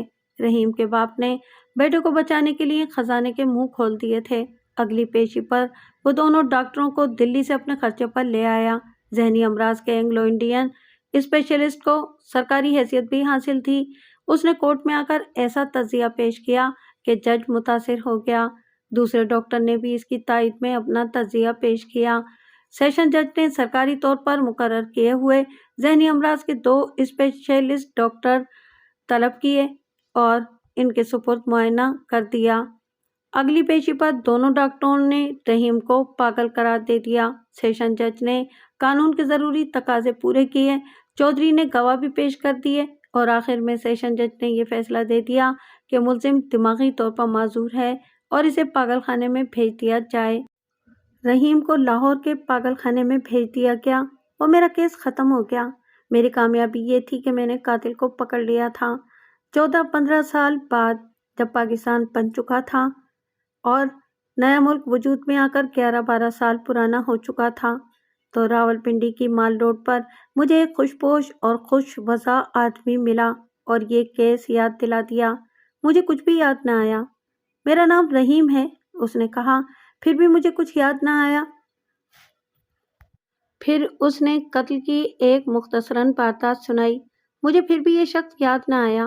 ہم اس وقت فلیٹی ہوٹل کے بالکل سامنے کھڑے تھے۔ اس شخص نے میرا بازو پکڑا اور کہنے لگا کہ وہ مجھے کھانا کھلانا چاہتا ہے اور میں انکار نہ کروں۔ میں نے انکار تو کیا، جو محض رسمی تھا، لیکن اس کے پرزور اصرار کے آگے سر جھکانا پڑا۔ میرا میزبان مجھے فلیٹی ہوٹل میں لے گیا، بڑے پرتکلف کھانے کا آرڈر دیا اور قتل کی وہ واردات تفصیل سے سنانے لگا اور یہ بتایا کہ وہ وہی پاگل ملزم ہے جسے لاہور پاگل خانے میں بھیج دیا گیا تھا۔ تو مجھے یاد آ گیا اور اب رحیم کو میں نے غور سے دیکھا تو حیرت سے میرا منہ کھل گیا اور آنکھیں ٹھہر گئیں۔ میں نے اس سے پوچھا، کیا وہ ذہنی خرابی کی ایکٹنگ کر رہا تھا؟ پاگل خانے میں گئے ہوئے ذہنی مریض کم ہی ٹھیک ہو کر باہر آیا کرتے ہیں۔ نہیں ملک صاحب، اس نے کہا، وہ ایکٹنگ نہیں تھی، میں واقعی ذہنی طور پر مریض ہو گیا تھا اور مجھے پاگل قرار دینے والوں نے غلط فیصلہ نہیں دیا تھا۔ میں آپ کو بتاتا ہوں کہ میں کس طرح شعور کی دنیا میں واپس آیا ہوں۔ میں رحیم کی داستان مختصراً سنا دیتا ہوں، پھر دیکھیں کہ ذہن کیا کیا کرشمے دکھاتا ہے۔ 2.5-3 سال کی عمر میں رحیم ممتا سے محروم ہوا۔ وہ روتا تھا اور ماں کو یاد کرتا تھا۔ باپ نے دوسری شادی کر لی اور اس سوتیلی ماں نے رحیم پر جبر اور تشدد شروع کر دیا۔ باپ کا رویہ بھی مشفقانہ نہ رہا۔ 11-12 سال عمر تک رحیم کو اچھی طرح یاد تھا کہ اس پر کیا کیا ظلم و ستم ہوئے۔ اس کے بعد اسے باقی باتیں خواب کی طرح یاد تھیں۔ پھر جوں جوں اس کی عمر آگے بڑھتی گئی، اس کا رویہ کچھ اور ہی طرح کا ہوتا گیا۔ اس نے ان دنوں کو یاد کرتے ہوئے کہا کہ اسے کوئی احساس نہیں تھا کہ وہ کوئی حرکت غلط کر رہا ہے۔ مثلاً دانستہ 1-2 برتن توڑ کر وہ ہنسا کرتا تھا۔ اس طرح وہ ذہنی مریض ہوتا چلا گیا۔ اسے اتنا ہی یاد تھا کہ وہ اذیت سی محسوس کرتا تھا جس سے اس کے آنسو نکل آتے تھے اور پھر خیالوں ہی خیالوں میں کوئی ایسی خوشگوار تصویر سامنے آ جاتی کہ وہ ہنسنا شروع کر دیتا تھا۔ اسے بالکل یاد نہیں تھا کہ نسرین کے ساتھ اس کی شادی ہوئی تھی۔ پھر اسے یاد آنے لگا کہ یہ لڑکی اس سے محبت اور پیار کرتی تھی۔ یہاں اسے کچھ باتیں یاد آنے لگیں جس کا مطلب یہ ہے کہ اسے ممتا یا پیار واپس مل رہا تھا جو اسے نسرین دے رہی تھی۔ اس نے کہا کہ اب وہ کسی وقت تھوڑی سی دیر کے لیے بیدار ہو جاتا تھا، یا یوں کہہ لیں کہ وہ شعور میں آ جاتا تھا، لیکن پھر دنیا تاریک ہو جاتی تھی۔ وہ بیدار اس رات ہوا جس رات اس نے مقتول کو قتل کیا تھا۔ اس نے کہا کہ ایسا محسوس کیا میں نے جیسے کسی نے بڑی زور سے دھکا دے کر اسے اندھیرے سے اجالے میں پھینک دیا ہو۔ اس نے اپنا تجزیہ یوں سنایا کہ نسرین نے اسے جھنجھوڑ کر جگایا اور کہا، او بے غیرت، یہ تھا وہ جھٹکا جس نے اسے ذہنی طور پر بیدار کر دیا۔ یہ نسرین کے پیار کا اور اس کے ایثار کا کرشمہ تھا۔ اسے اچھی طرح یاد تھا کہ وہ مقتول کے پیچھے دوڑتا ہوا سیڑھیاں اترا۔ مقتول ابھی آخری سیڑھی سے نیچے اتر ہی رہا تھا کہ رحیم نے پیچھے سے اس کی گردن دونوں ہاتھوں میں لے کر دبا لی اور اس وقت چھوڑی جب وہ مر چکا تھا۔ اسے مار کر رحیم اوپر گیا تو وہ پوری طرح ہوش و حواس میں آ چکا تھا، اور یہ اسی کا نتیجہ تھا کہ اس نے پہلی بار نسرین کو اپنے ہی کمرے میں لٹایا۔ میرے بلاوے پر نسرین رحیم کو سوتا چھوڑ کر چودھری کے ساتھ تھانے آ گئی تھی۔ رحیم نے سنایا کہ وہ جاگا اور دیکھا کہ نسرین وہاں نہیں ہے۔ نیچے گیا تو سوتیلی ماں نے اسے بتایا کہ نسرین تھانے گئی ہے۔ رحیم بڑے غصے سے تھانے جا پہنچا اور میرے سامنے آن کھڑا ہوا۔ اس نے ہنستے ہوئے اعتراف کیا کہ جب وہ تھانے میرے ساتھ باتیں کر رہا تھا اس وقت اس کی ذہنی خرابی پھر بیدار ہو گئی تھی، لیکن وہ زیادہ تر ایکٹنگ کر رہا تھا۔ اسے کوئی افسوس نہیں تھا کہ اس نے مقتول کو قتل کر دیا ہے۔ وہ پاگل خانے میں داخل کرا دیا گیا۔ وہاں اس نے پاگلوں کو دیکھا تو اسے افسوس سا آنے لگا کہ کیسے کیسے جوان آدمی اندر پڑے تباہ ہو رہے ہیں۔ اس سے اس میں مزید بیداری ہونے لگی، لیکن اصل کام اس کے باپ نے کیا۔ اس نے پاگل خانے کی انچارج اور 2 ڈاکٹروں کو منہ مانگے پیسے دے کر بیٹے کو ٹھیک کرا لیا اور پھر پاگل خانے سے 8-9 مہینے بعد خارج بھی کروا لیا۔ وہ واپس اپنے گھر گیا تو نسرین اپنے ماں باپ کے گھر تھی۔ وہ تو ماتم کی کیفیت میں تھی۔ رحیم کو پتہ چلا کہ لوگ اس کے ماں باپ سے کہتے رہے ہیں کہ پاگل خانے سے کبھی کوئی پاگل ٹھیک ہو کر نہیں آیا، بیٹی کی شادی کر دو، لیکن نسرین نے صاف انکار کر دیا تھا۔ رحیم پہنچ گیا اور نسرین کو اپنے گھر لے آیا۔ اب وہ صحیح معنوں میں خاوند تھا اور نسرین کو بیوی سمجھتا تھا۔ اس کے چند مہینوں بعد ہی ملک تقسیم ہوا، خون خرابہ ہوا، لیکن چودھری اپنے خاندان کو پہلے ہی نکال کر لے آیا تھا۔ پاکستان میں رحیم اپنے والدین سے الگ ہو گیا تھا اور یہاں اسے اتنی زیادہ زمین مل گئی کہ وہ پہلے سے زیادہ اچھی حیثیت کا مالک ہو گیا۔ اللہ نے نسرین کی نیکی کا اجر دیا اور انہیں 3 بیٹے اور 1 بیٹی عطا کی۔